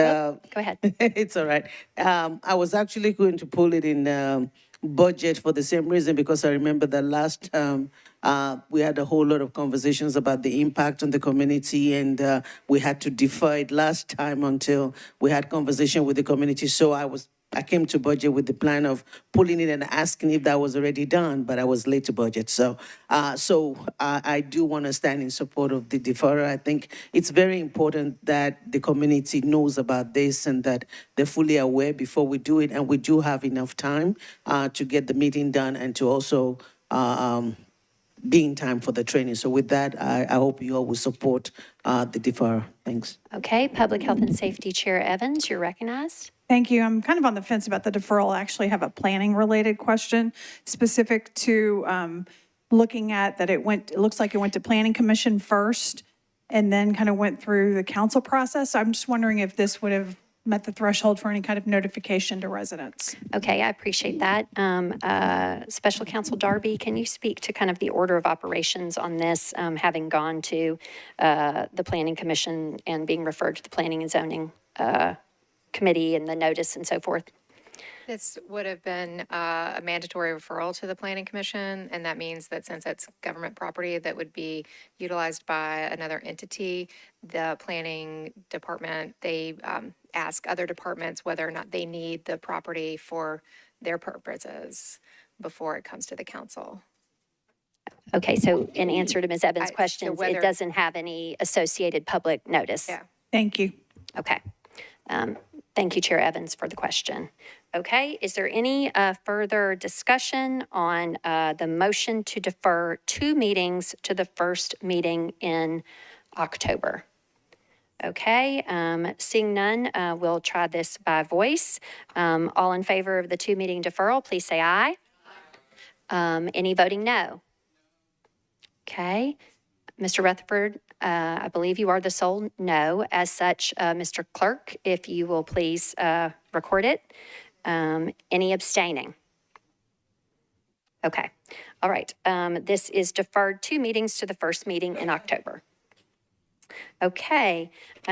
Next is Agenda Item 24, Resolution 2024-693, sponsors Porterfield, Evans, and Huffman, a resolution approving an intergovernmental agreement between the Metropolitan Nashville Police Department and the Financial Crimes Enforcement Network, FinCEN, a bureau within the U.S. Department of the Treasury for direct electronic access to financial information collected pursuant to the Reporting Authority of the Bank Secrecy Act, the BSA. Ms. Porterfield, you are recognized. Thank you, Vice Mayor. Committee reports. Budget and Finance Committee considered RS 2024-693 and passed it 9 in favor, 0 against, 0 not voting. Okay. Public Health and Safety Chair Evans, you are recognized. Thank you, Vice Mayor. We recommended approval, 9 in favor, 1 against, 0 not voting. Okay, 9 in favor, 1 against, 0 not voting. Okay, thank you, Chair. And it's back to you, Ms. Porterfield, for a motion on your bill. Move for approval. Okay, is there a second? Okay, there's a motion to approve, properly seconded. Is there any discussion on this resolution? Okay, seeing none, we will try it by voice. All in favor of approval, please say aye. Aye. Any voting no? Okay, it sounds like we have more than one no. And so we'll need to go on the board. Mr. Clerk, please.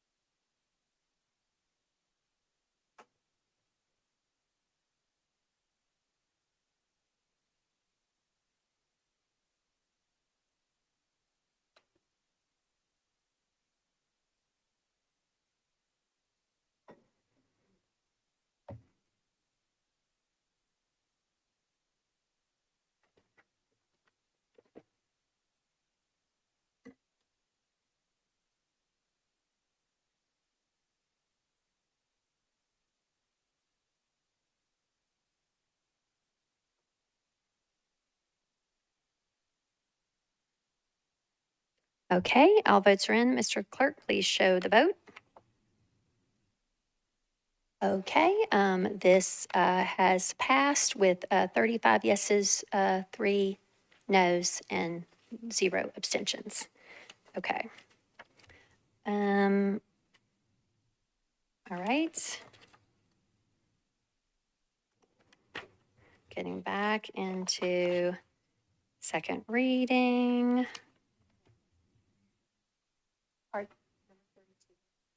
Okay, thank you. Yep, thank you. Okay, agenda item 32. Resolution 2024-701 was a resolution honoring the 55th Nashville Film Festival, sponsor Stiles and Hill. Ms. Stiles, you are recognized. Thank you very much, Vice Mayor. I just wanted to do the Murphy Rule 2.13, whatever that is. Okay, Oh, I'm sorry, if committee you would reports, first rules ask for- chair. Yes. Forgive me. Chair Prepty, you're recognized, sir. Thank you, Madam Vice Mayor. The rules, the committee considered RS 2024-701 and voted 7 in favor, 0 against, 0 not voting. Okay, thank you, Chair. Okay, it's back to you, Ms. Stiles. It sounds like what you're wanting to do is have a motion to approve with Rule 12.3 applied, such that all those voting in the affirmative will be listed as co-sponsors. Is that correct? That would be accurate, Vice Mayor. Thank you so very much. Is there a second for that motion? Okay, properly moved and seconded. Is there any discussion? Okay. With that, then seeing none, all in favor, please say aye. Any voting no or abstaining? Okay, you have passed this resolution. Okay, that now concludes our resolutions that were not on consent. Okay. And now we are moving into our second reading ordinances. Oh my gosh, why do I keep doing that? All right, moving right along. Okay, going in order. Once we get out of that consolidated consent agenda, we move through our agenda in order. So we are now on Section M, bills on introduction and first reading. Let's see. Let me then point out that without objection, all items on first reading may be voted on at the same time, but I know we have at least 2 items that will need to be pulled. Do any items need to be pulled from first reading consideration? Yep. Go ahead, Ms. Benedict. Thank you, Vice Mayor. Number 42, 2024-515. Okay, that will be pulled from first reading. Okay, 515. Okay, and is there anything else that needs to be removed? Mr. Eastlick. Item number 35, 2024-469. Okay, Mr. Eastlick has requested that agenda item 35, ordinance BL 2024-469, be removed from our consolidated motion here on first reading. Mr. Taylor, are you seeking to remove an item from a consolidated vote on first reading? Yes, Vice Mayor, thank you. Number 72, BL 2024-545. Okay.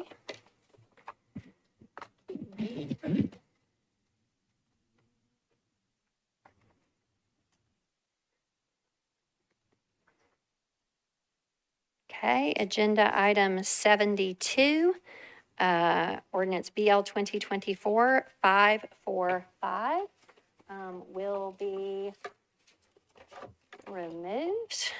Let me flag it.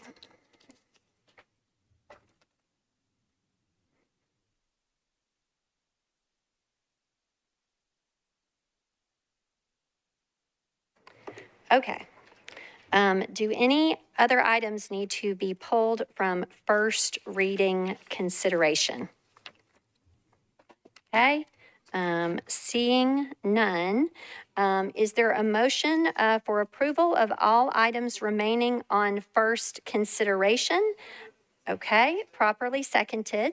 And so without objection, you have approved all the items with the exception of ordinances 515, 545, and 469. So we will go back to those in order. Okay, first among those is agenda item 35, ordinance BL 2024-469, sponsors Prep T, Porterfield, Toombs, Swara, Benedict, Vaux, Gad, Welsh, Lee, Bradford, Kimbrough, and Sepulveda. This is an ordinance amending Chapter 2.44 of the Metropolitan Code of Laws pertaining to the operations of the Metropolitan Nashville Police Department. Mr. Prep T, you're recognized, sir, on your bill. Thank you, Madam Vice Mayor. Move approval with a comment. Okay, properly moved and seconded. Go ahead, sir. Thank you, Madam Vice Mayor. One of the most fundamental roles that local government has is to ensure that our city has good governance and that every single member of our community feels safe and protected by the institutions that serve them. This bill ensures that every person in our city, regardless of race, color, sexual orientation, or national origin, has confidence in our city and in our institutions that are tasked with keeping them safe. Throughout our nation, and in particular in the South, our public safety institutions have been targeted for infiltration by bad actors, and specifically violent criminal hate groups and militias. These groups undermine the role and efficacy of public safety, damage the institutional reputation of our agencies, and erode the trust not only within these agencies, but also in the community. This profound degradation of trust impedes the ability of our public safety agencies to fully execute their mission of service. Federal law enforcement, as well as intelligence agencies, have directly found that these criminal hate groups and militias seek to recruit and infiltrate our public safety institutions, specifically because of their training and expertise with firearms and other ordinances, as well as their intimate knowledge of emergency planning. This infiltration poses a severe risk to our national security. As stated in this substitute, which I will move here in a moment, MNPD, Nashville Fire, and all Metro agencies are committed to prohibiting biased and unlawful behavior that undermine their vital role of serving our community. This legislation bolsters that commitment.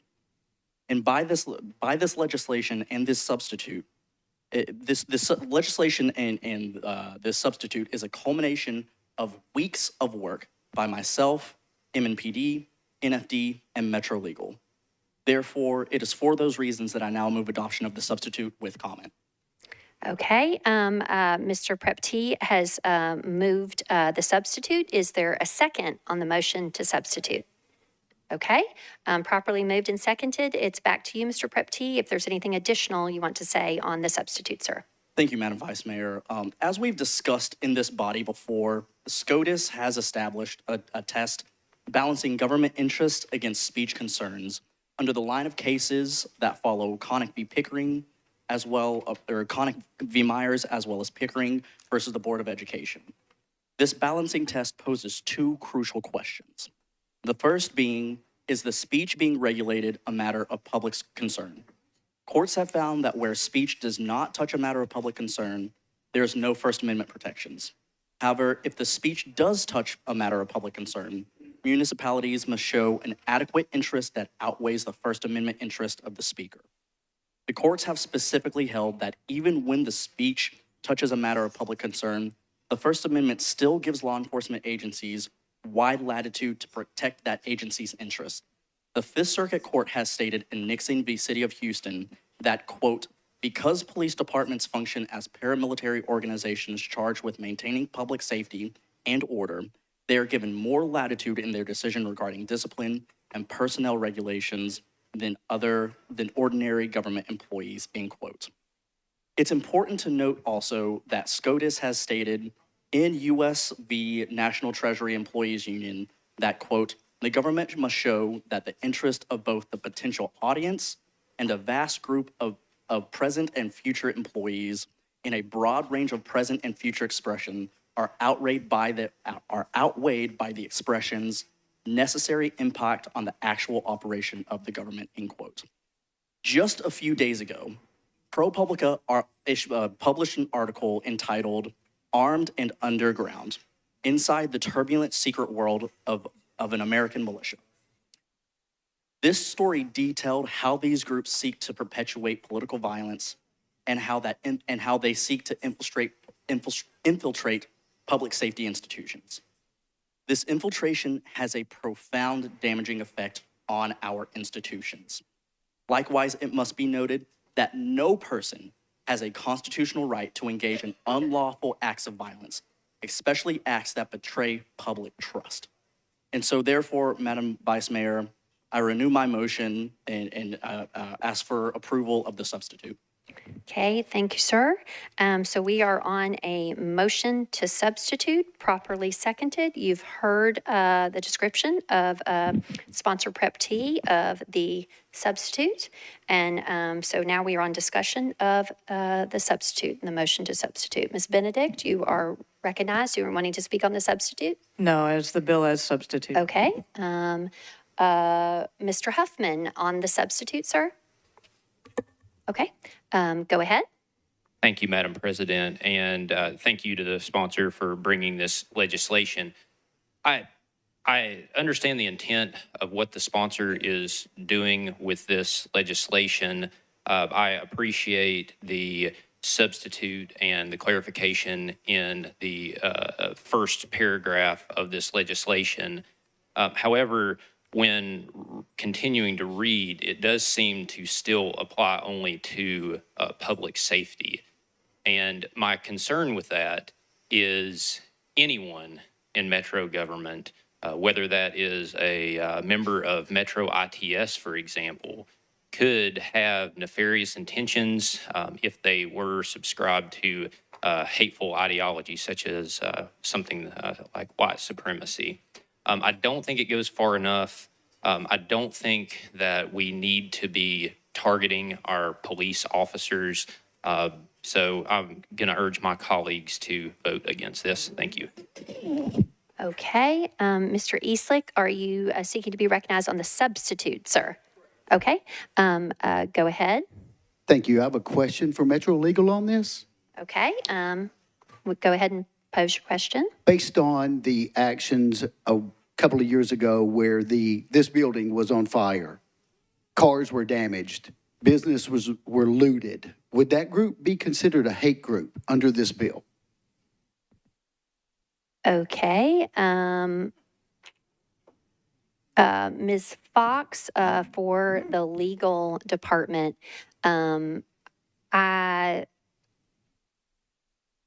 I will, I guess I would ask you maybe, Mr. Eastlick, to refine your question a little bit because you I think referred it's specific. to a group. What my point is if that group is considered a hate group, how many firemen, how many police officers, and how many Metro employees would be ensnared in this new rule or this proposed rule? Okay, Ms. Fox, do you have the information you need to respond to Mr. Eastlick's question? My recollection about those riots was that they were not particularly organized. I think that they were people who were definitely engaging in violent behavior. So I think that if someone was participating in violent behavior, it's possible that they could be caught by this, so to speak. But I'm not sure that I'm getting at your question. I don't think that they were an organized group particularly. Okay. Then based on that answer, who would be defining a hate group? Mr. Eastlick, pose the question to me, Who please, would sir. be defining a hate group, and who would be monitoring this to make sure that it wasn't violated if passed? Okay, Ms. Fox, Mr. Eastlick has inquired who would be defining the hate group, And then there's a subsequent question there as well. Go ahead, please. Sure. This is an employment law question, so it would be the appointing authority would be disciplining in employment if they were found to participate in a hate group that incites violence. And getting back to the definition in this bill or the substitute, hate group means any person or group that advocates, incites, provides material support for criminal acts or criminal conspiracies that promote violence toward racial, religious, ethnic, sexual, gender, or other groups. I think that's a pretty broad definition, and based on what I asked earlier, could certainly fall into that definition. So to me, the problem isn't the hate group, it's the definition of it. And I think there's going to be a wide range based on this right here in that answer that we're not all going to agree on what would a hate group be. So therefore, I'm against this substitute. Okay. Let's see. Ms. Porterfield, are you seeking to be recognized on the motion to substitute? And the substitute. Okay, go ahead, Ms. Porterfield. Thank you, Vice Mayor. I rise in support of the substitute. First, I would like to thank the sponsor for all of his hard work on this, for his willingness to engage with the various metro departments that could be impacted by this. So, again, thank you to the sponsor for doing that. I'm listening to the conversation. I appreciate everyone's thoughts on this. Hate group is defined in the legislation, as we just heard from Metro Legal, and as we knew from the protests that happened or the demonstrations that happened in 2020, that was not a defined group. Those were various individuals who were protesting an awful thing that happened. I do want to remind people that violence happens against people, not against property. Property crimes and violence are not the same thing. So setting a building on fire and damaging a car is definitely not the same thing as actual violence. But with regards to why this legislation is looking at public safety, I don't believe, and I can't speak on behalf of the sponsor, but based on what he just said, and my interpretation of this, I don't believe that this is picking on any particular department. Public service, public safety officials are in charge with our safety.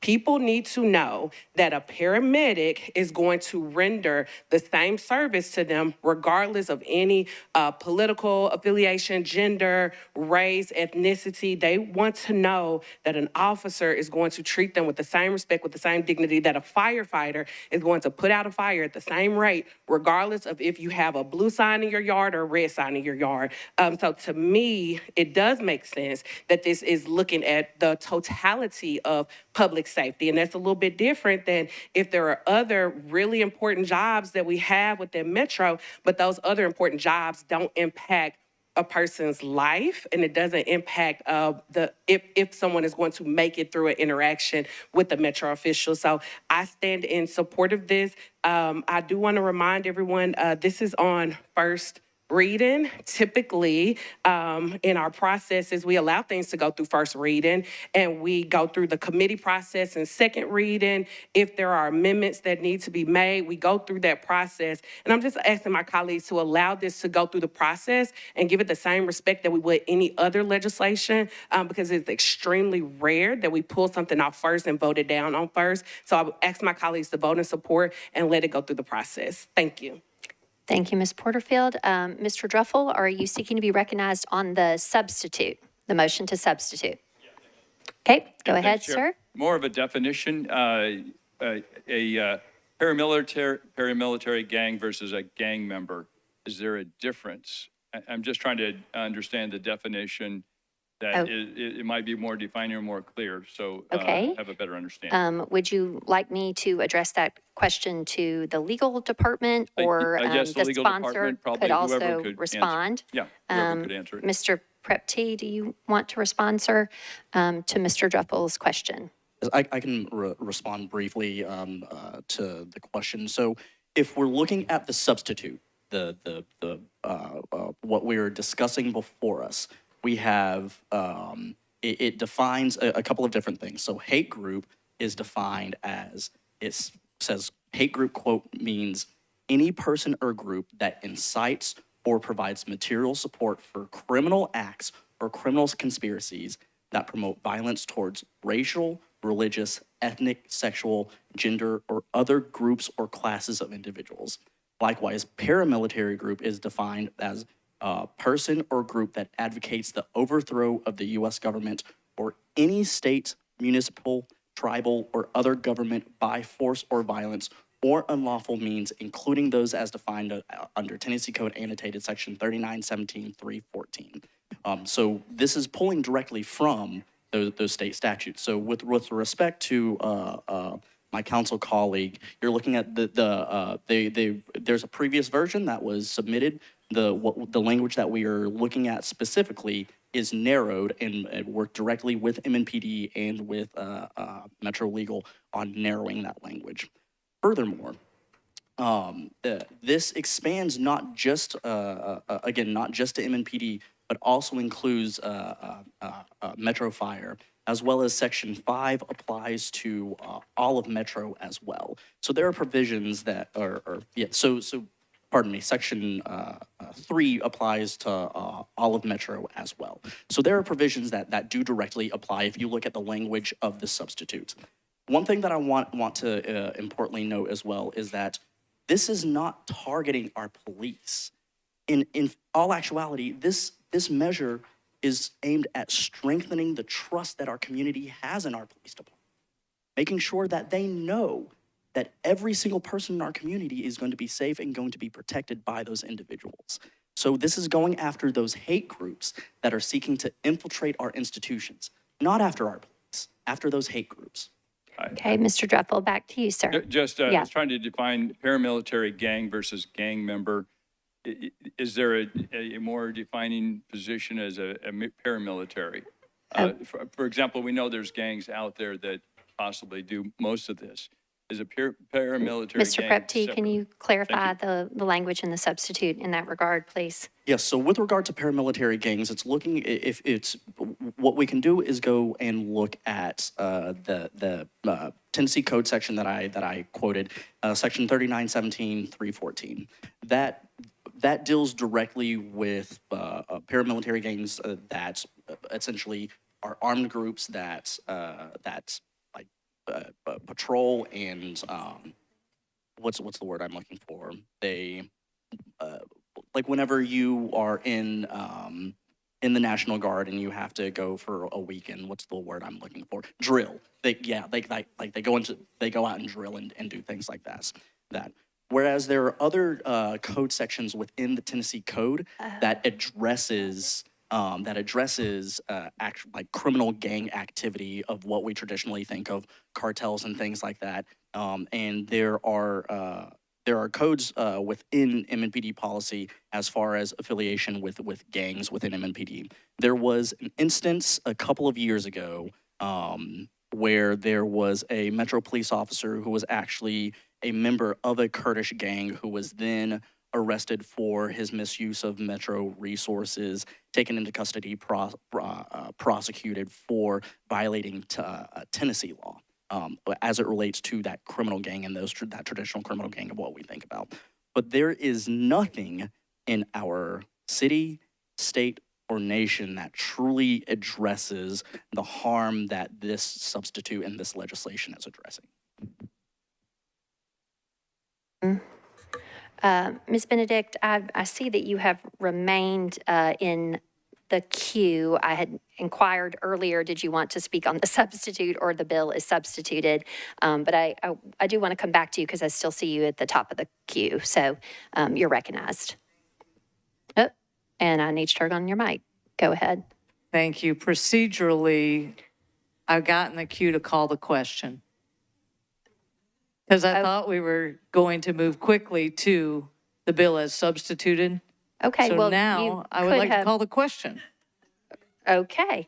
Okay, there is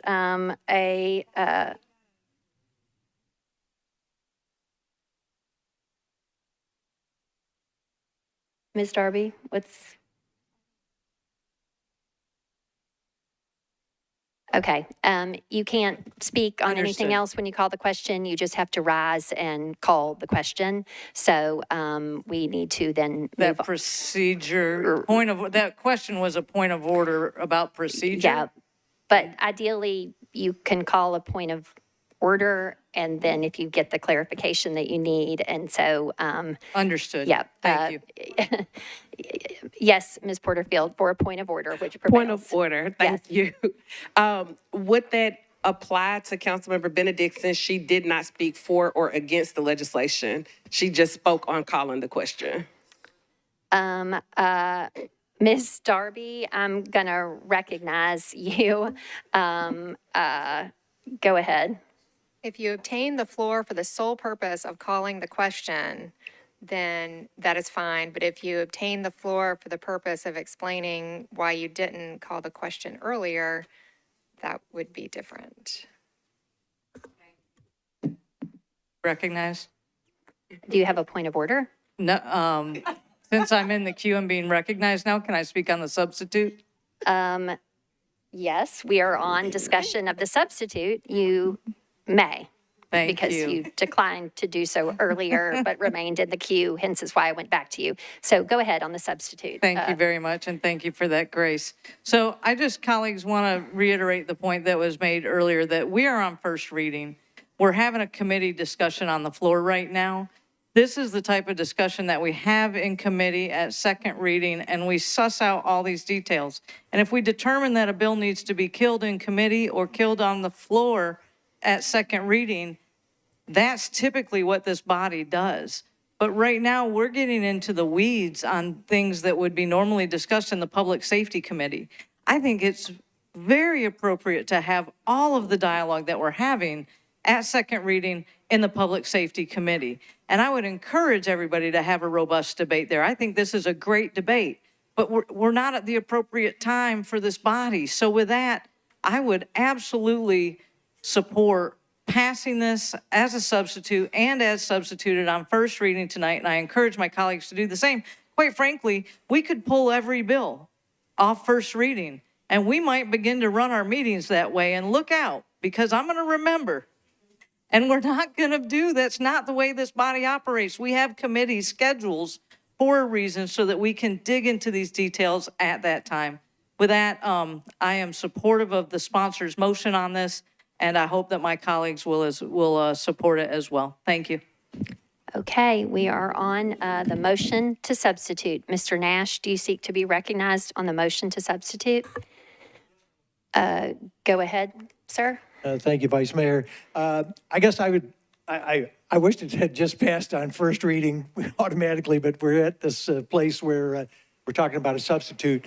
I plan to vote for the substitute. I have problems with it. I have problems with the original bill, and hopefully we'll offer up some sort of amendment for second reading. But I find the substitute a major improvement over the original bill, so I will be voting for the substitute. Thank you, Mr. Nash. Mr. Horton, you're recognized, sir. Thank you, Vice Mayor. Previous question. Okay. Mr. Horton has called the question. That is a non-debatable motion. Is there a second for the motion to call the question? Okay. We can do this by voice. This requires 2/3 of those voting in the affirmative. If you want to approve the previous question, that means we will move straight to the vote on the motion to substitute. So all those in favor of calling the previous question, please say aye. Any voting no? Okay, so we move straight to the vote. Thank you, Mr. Horton, of the motion to substitute. It has been properly seconded. All in favor of the motion to substitute, please say aye. Aye. Any voting no? Okay, Mr. Eastlick, as you are the sole no vote, Mr. Clerk, if you will please record that. Any abstaining? Okay, no one abstaining. Okay, so now it is back to you, Mr. Prepty, for a motion on your first reading bill as substituted, sir. Oh, I'm sorry, Mr. Prepty. Go ahead, you're recognized. Thank you, Madam Vice Mayor, and I appreciate the dialogue that we're having here today. And I think something that I've demonstrated throughout this entire process is my willingness to work with this body to ensure that we are doing this in the most effective and best way possible. Originally moving to defer this for 3 meetings to be able to do over a month's work on this.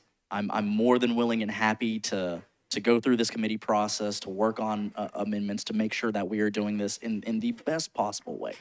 Because again, the purpose of this is to increase trust that we have in our community, within our institutions, and ensure that we are able to root out those bad actors before they are able to get a foothold within these institutions. That's something vital that we absolutely have to do. And so I appreciate the dialogue, and I'm very much looking forward to working with every single person who is willing to work with me on this legislation so that we can do this in the best possible way. And so with that, Madam Vice Mayor, I renew my motion. Okay, so there is a motion to approve the bill as substituted on first reading, properly seconded. Is anyone else seeking to be recognized? Ms. Suara? Okay. Previous question. Wait. Okay, great. That's fine. Okay. We could also just move straight into the vote. But there's a second for the motion to call the previous question. All in favor of the previous question, please say aye. Any voting no or abstaining? Okay. So then we move on to the vote. And so we are on the bill on first reading as substituted with a motion to approve. All in favor, please say aye. Aye. Any voting no? Okay, we have several no's, but it's on first reading, so can we just proceed? Yeah, okay. Thank you for calling out your no. Any abstaining? Okay, this has passed first of 3 readings by voice, majority voice. Okay, moving on. We are on agenda item 42. Sponsor Benedict, ordinance BL 2024-515. Ms. Benedict, you are recognized. Thank you, Vice Mayor. I'm planning to withdraw with an explanation. Okay, you can provide a very brief explanation because as members may know, you can also just say withdraw, but I appreciate you might want to provide just a little bit of context. So. Could I move the withdrawal and therefore have 3 minutes? No, no ma'am. Okay. So colleagues, this bill would have changed the zoning table, but it wouldn't have changed any parcels to 2-family zoning. This bill I presented to the zoning administrator and the planning department prior to filing the bill. There's a rule that that the zoning examiner has to look at. It has to do with the RS designation zoning that was created in 1984. Nevertheless, currently the zoning administrator and his department has to spend an inordinate amount of time researching things, including going and looking at for paper files for permits when they are applied for duplexes. So it's a very time-consuming process. That's what I was trying to solve. I had a plan with the planning department to pass this on first reading. It would go to the Planning Commission. It would get heard at the Planning Commission and deferred for a month at the Planning Commission. Then it would come back here for a hearing, and then we would suss it out through committee, which is what we generally do. Nevertheless, I think that there's a lot of concern out there about any Title 17 things that we're doing. So with that, I'm going to withdraw the bill tonight, and I hope that the planning department includes this look at what this means for the zoning department, the extraordinary amount of work that they have to put in that we're taxing this department with. And so I hope that as a part of the planning study next year that we get, that this will be looked at then. It's a lot of work for that department. And with that, I withdraw. Thank you, Vice Mayor. Thank you for that not so brief explanation, but I do appreciate the context for the viewing public. Okay, next agenda item 72, ordinance BL 2024-545, sponsor Taylor, is an ordinance to amend Title 17 of the Metropolitan Code of Laws, the zoning ordinance of the Metropolitan Government of Nashville and Davidson County by changing from RS5 to R6A zoning for property located at 928 32nd Avenue North, approximately 178 feet west of 31st Avenue North. This is 0.17 acres. Mr. Taylor, you're recognized, sir. Thank you. I've been asked to be brief. I'd like to move this to an indefinite deferral with a brief comment. Okay, there is a motion to defer indefinitely, properly seconded. Go ahead, sir. I renew my approval. Okay. Okay, there's a motion to defer indefinitely. I renew my indefinite deferral. Thank you. Yeah, got it. All in favor, is there any discussion on the indefinite deferral? Seeing none. All in favor, please say aye. Any voting no or abstaining? Okay, this matter has been indefinitely deferred by the sponsor. Okay. All right. Okay, we're out of first reading and back into second. Okay, first is agenda item 78, sponsor Stiles. This is ordinance BL 2024-441. This is an ordinance to amend section 16.24.340 of the Metropolitan Code of Laws regarding algae, moss, mildew, lichen, and fungus. Ms. Stiles, you are recognized on your bill. Thank you very much. Committee reports. Okay. Chair Hill, for Government Operations and Regulations, you're recognized, Vice ma'am. Mayor, Government Ops heard this bill BL 2024-441, 8 in favor, 0 against, 0 not voting. Okay, and was that true too on the proposed amendment as well? Yes, it was. And then on the bill as amended. Okay, got it. Okay, Ms. Stiles, it is back to you for a motion on your bill. Oh, I'm sorry. I've clicked the wrong button. Go ahead, ma'am. Thank you very much. I do have an amendment to the bill that I'd like to move first, you please. First you need to move the bill to get it before us. Okay, I'd like to move for approval. Okay. Is there a second? Jeez. Okay, properly moved and seconded. So it's back to you, Ms. Stiles, on the bill, at which point a motion to amend is a proper motion. Awesome. Now I'd like to move up the amendment on the bill, please, for approval. With a Okay. brief comment. Is there a second on the motion to amend? Okay, go ahead to explain your amendment. Thank you very much. So this puts some more specificity to the bill. So a wall on a home has to have at least 25% of algae on it in order to be eligible for a violation. If a senior citizen or someone who is disabled receives a notice, on the abatement letter will be updated to provide a number to call the inspector, and the inspector will be able to provide some resources for the work to be done. And it takes roofs out entirely. So roofs cannot be impacted from any algae. Okay, there is a motion to amend. It's properly seconded, and you have heard a description of the amendment from the sponsor. Is there any discussion on the amendment, the motion to amend? Okay, Ms. Porterfield, you are recognized.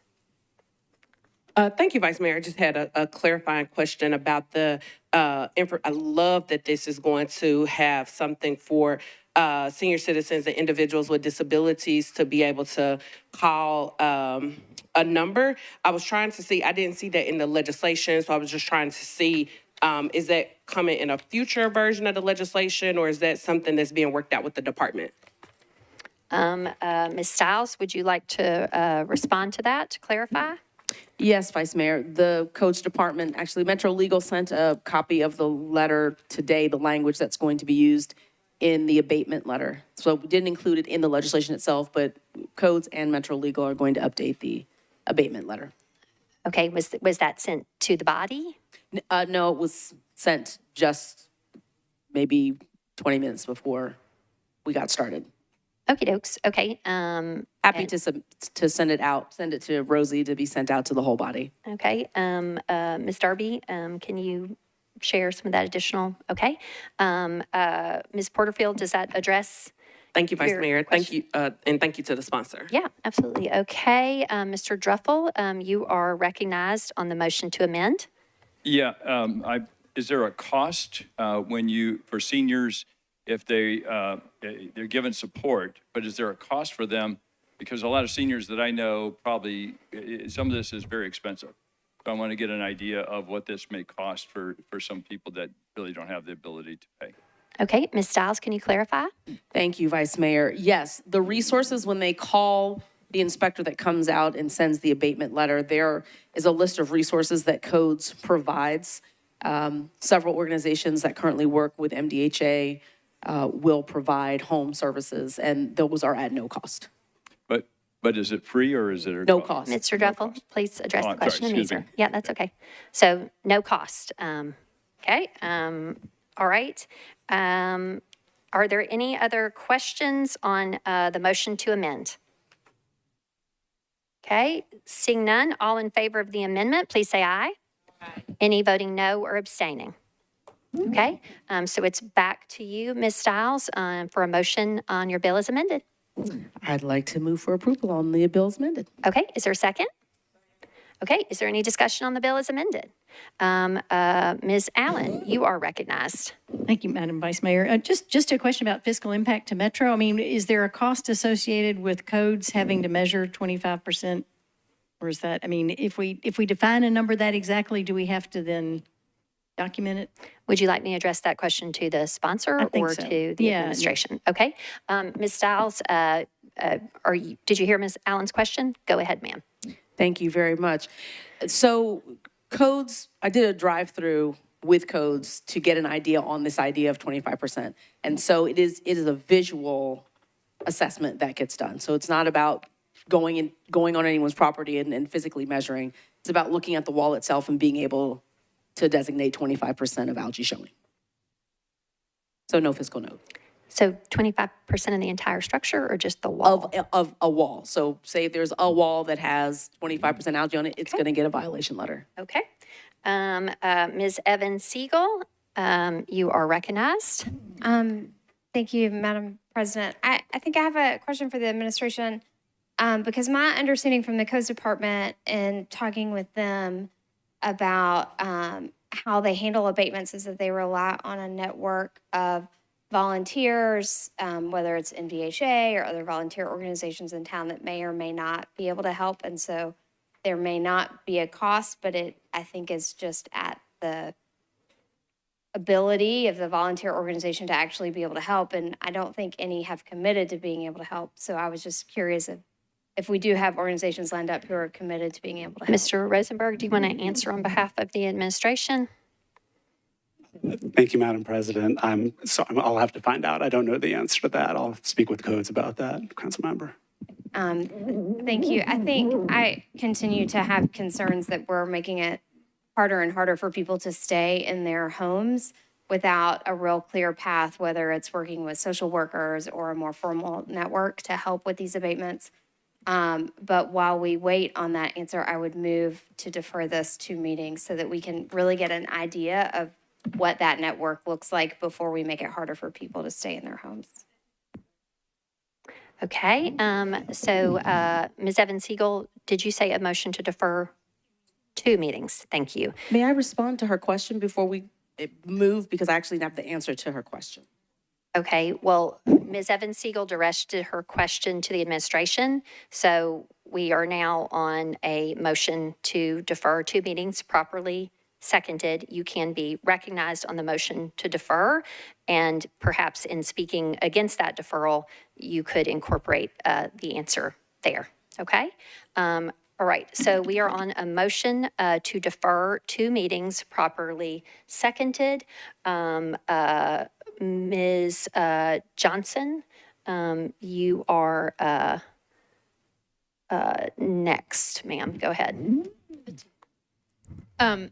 So I'm happy to support the deferral motion because I too I just don't know that this is a big problem in my district, and I'm not the expert on anybody else's district, but I don't know that I drive around my neighborhoods and see a lot of algae everywhere, and I think we're starting to get maybe a little bit nitpicky. And I appreciate that the sponsors amended to address the elderly and people that may be on fixed incomes, but there are other people in our communities that aren't elderly, but that are still struggling. And I feel like to Ms. Quinn Evans Siegel, how do you say your name? Sorry. I know, this like missing Siegel. cheese everywhere. Johnston, Siegel. So anyway, I'll support the deferral motion. I know she has an answer to it. I just think I'm going to be against this regardless because I agree. I think we're getting property standards is already sort of overwhelmed, and I think we need more inspectors to handle what's already there. But I just think this is getting a little nitpicky. Okay, Ms. Hancock, you are recognized on the motion to defer. Previous question. Okay. Ms. Hancock has called the previous question. Is there a second? Okay. So that is a non-debatable motion. All those in favor of the previous question, please say aye. Aye. Okay. Any voting no? No. Okay, I think the previous question prevails. So we will then move to the vote on the 2-meeting deferral. Okay, all in favor of a 2-meeting deferral, please say aye. Aye. Any voting no? Okay, do we need to go? Nope. Yeah, I think it's a preponderance of support. Any abstaining? Okay, so this is deferred 2 meetings. Okay. Next then, okay.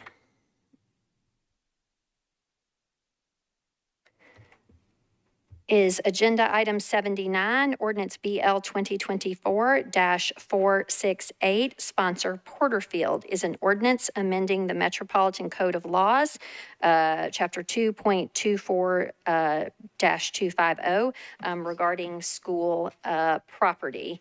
Ms. Porterfield, you are recognized. Thank you, Vice Mayor. Committee reports. Budget and Finance considered Bill 2024-468 and voted 9 in favor, 0 against, 0 not voting on the substitute, as well as 9 in favor, 0 against, 0 not voting on the bill as substituted. And with that, I will move for approval. Okay. Let's see. So there is a motion to approve properly seconded. And then, Ms. Porterfield, do you seek to move your substitute? Yes, Vice Mayor, I would like to move the substitute. Okay. All righty. So now, is there a motion or a second on the motion to substitute? Okay. All right. So do you want to say anything about your substitute? So the bill is properly before us. We have your committee report. Do you want to share with us what is in the substitute, please, ma'am? Go ahead. Yes, Vice Mayor, thank you. So the substitute is more of a housekeeping, cleaning up. Councilwoman Allen brought in our Budget and Finance, in our previous Budget and Finance Committee meeting, that this would be more appropriate under a different code. So we took that under advisement and fixed that in the substitute. Okay. Is there any discussion on the motion to substitute? Okay. Seeing none, all in favor of the substitute, please say aye. Any voting no or abstaining? Okay, so we're back to you on a motion for your bill as substituted. Move for approval. Okay. Any discussion on the ordinance as substituted? Seeing none, all in favor, please say aye. Any voting no or abstaining? Okay. This has passed second reading as substituted. Okay, next is agenda item 80. This is ordinance BL 2024-476, sponsor Porterfield. This is an ordinance to amend Chapter 2.112 of the Metropolitan Code of Laws regarding the membership of the Metropolitan National Arts Commission and the process for approving the criteria for awarding funds. Ms. Porterfield, you are recognized for your committee reports. Thank you, Vice Mayor. Committee reports. Budget and Finance voted 9 in favor, 0 against, 0 not voting for a 1-meeting deferral. Okay. Okay. All right. For Arts, Parks, Libraries, and Entertainment, Chair Gadd, on 476, please. Yes. Go ahead. Yeah. So thank you so much. The bill was passed Here, BL 2024-476 was approved 8 in favor, 0 against for the deferral. Okay, so a one meeting deferral? Okay. Yes. Okay. Okay, and now Mr. Prep T for the report of the Rules, Confirmations, and Public Elections Commission, or Committee, rather, sir. Yes, thank you, Madam Vice Mayor. We voted 7 in favor, 0 against, 0 not voting for a one meeting deferral. Okay, and so per Rule 8, that is a mandatory one meeting deferral. Thank you, Vice Mayor. Sure. Okay. Okay. Next on second reading. Okay, we're moving right through second reading and on into third reading.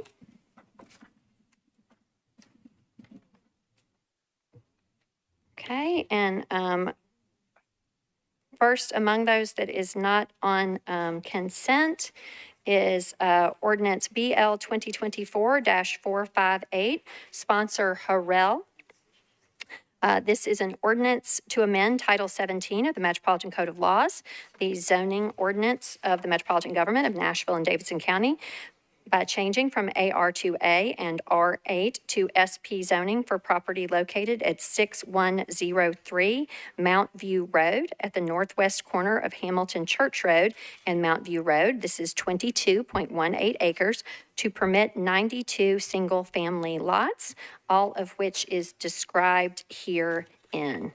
Okay, Mr. Harrell, let's get this bill before us, sir. Go ahead. Committee reports, please. Okay. It was All one. committee reports are in, sir. So I actually I went to the Rules Committee today to ask in favor of a Right. Let's get the late bill before us, and Okay. then we can address the late amendment and go into Rules Committee. So, do you seek to move I seek to move approval? for approval. Is there a second? Okay, there's a motion to approve, properly seconded. So now we're on your bill, at which point you can move to suspend the rules regarding your late amendment. I would like to move to suspend the rules. Okay. Chair Prep T, regarding Mr. Harrell's late filed amendment to ordinance 458, can you speak to the nature of the emergency, please, sir? Yes, thank you, Madam Vice Mayor. The Rules, Confirmations, and Public Elections Committee considered the late filed nature of the amendment and with the explanation that was provided to us by the Honorable Council Member, we voted to disapprove suspension of the rules with 3 in favor, 4 against, 0 not voting. Okay, so you voted against the suspension of the rules, 3. Yes, with those, with 3 voting to suspend the rules, 4 voting not to suspend the rules. Okay, so the committee, the prevailing sentiment of the committee was 4 against the suspension of the rules. Correct. And 3 in favor. Okay, Ms. Darby, everybody can just still take that under advisement? Okay, okay. So there is a motion to suspend the rules. It's properly seconded, and you have heard the report of the committee. All in favor of the suspension of the rules? Okay, are there any objections to the suspension of the rules? How about we do it that way? Okay, I am hearing and, okay. Ms. Sepulveda objects to the suspension of the rules.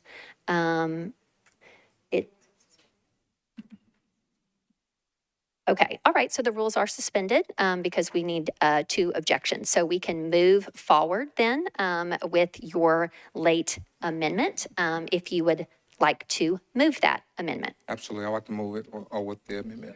Okay, there's a motion and a second for Mr. Harrell's amendment. Go ahead and please describe your amendment, sir. Okay, so this amendment allows us to add, or allows the developer to add traffic calming to the adjacent community. One of the biggest concerns that the community had with this new development was that it was connecting to an existing road, and the concern of the community was traffic flow. And so as a way of being a community partner, they're having the conversation with NDOT and creating traffic calming for that adjacent road. Okay, thank you for the description. Okay, so the amendment is properly moved and seconded and described. Is there any discussion on the amendment in particular? Ms. Ellis, you're recognized on the amendment.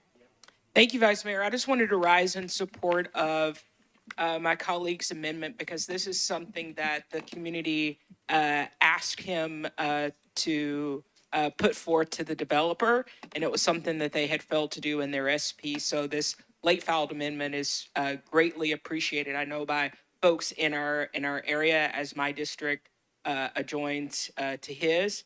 And so I ask my colleagues to please support. Okay, appreciate that. Mr. Huffman, are you seeking to be recognized on the amendment? Yes. Go ahead. Thank you, Madam President. Just want to rise in support of this, and I want to commend my colleague for the proactive nature of this.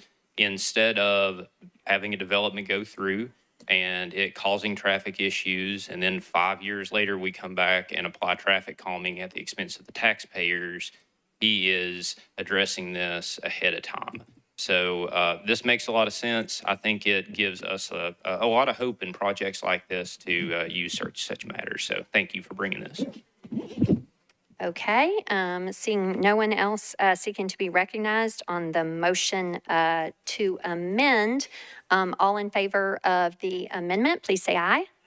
Any voting no or abstaining? Okay, so we're back to you, Mr. Harrell, for a motion on your bill as amended. I motion to move the bill as amended. Okay, properly moved and properly seconded. Any discussion on the bill as amended? Seeing none, all in favor, please say aye. Aye. Any voting no or abstaining? Okay, so that has passed third reading as amended. And then, Mr. Harrell, the companion bill, we do have to take up separately since we were amending the first bill. So that's agenda item 94, ordinance BL 2024-459, sponsor Harrell, and this is an ordinance to authorize the building material restrictions and requirements for the preceding bill, BL 2024-458. All your committee reports are in, sir, I see. And so can we have a motion, please, on your bill? Motion move agenda 94. Okay, so Mr. Harrell has moved approval and it's properly seconded. All in favor, right? Any discussion? Nope. Okay, all in favor, please say aye. Any voting no or any abstaining? Okay, both those bills have passed third reading, Mr. Harrell. Okay, colleagues, that concludes this evening's agenda. Our next council meeting will be on Tuesday, September 17th. We are participating, colleagues, in the Labor Day parade. You'll be getting an email about that. If you have any questions, you can ask Mr. Parker or Ms. Sepulveda. So happy Labor Day. Is there a motion to adjourn? Okay, we are adjourned.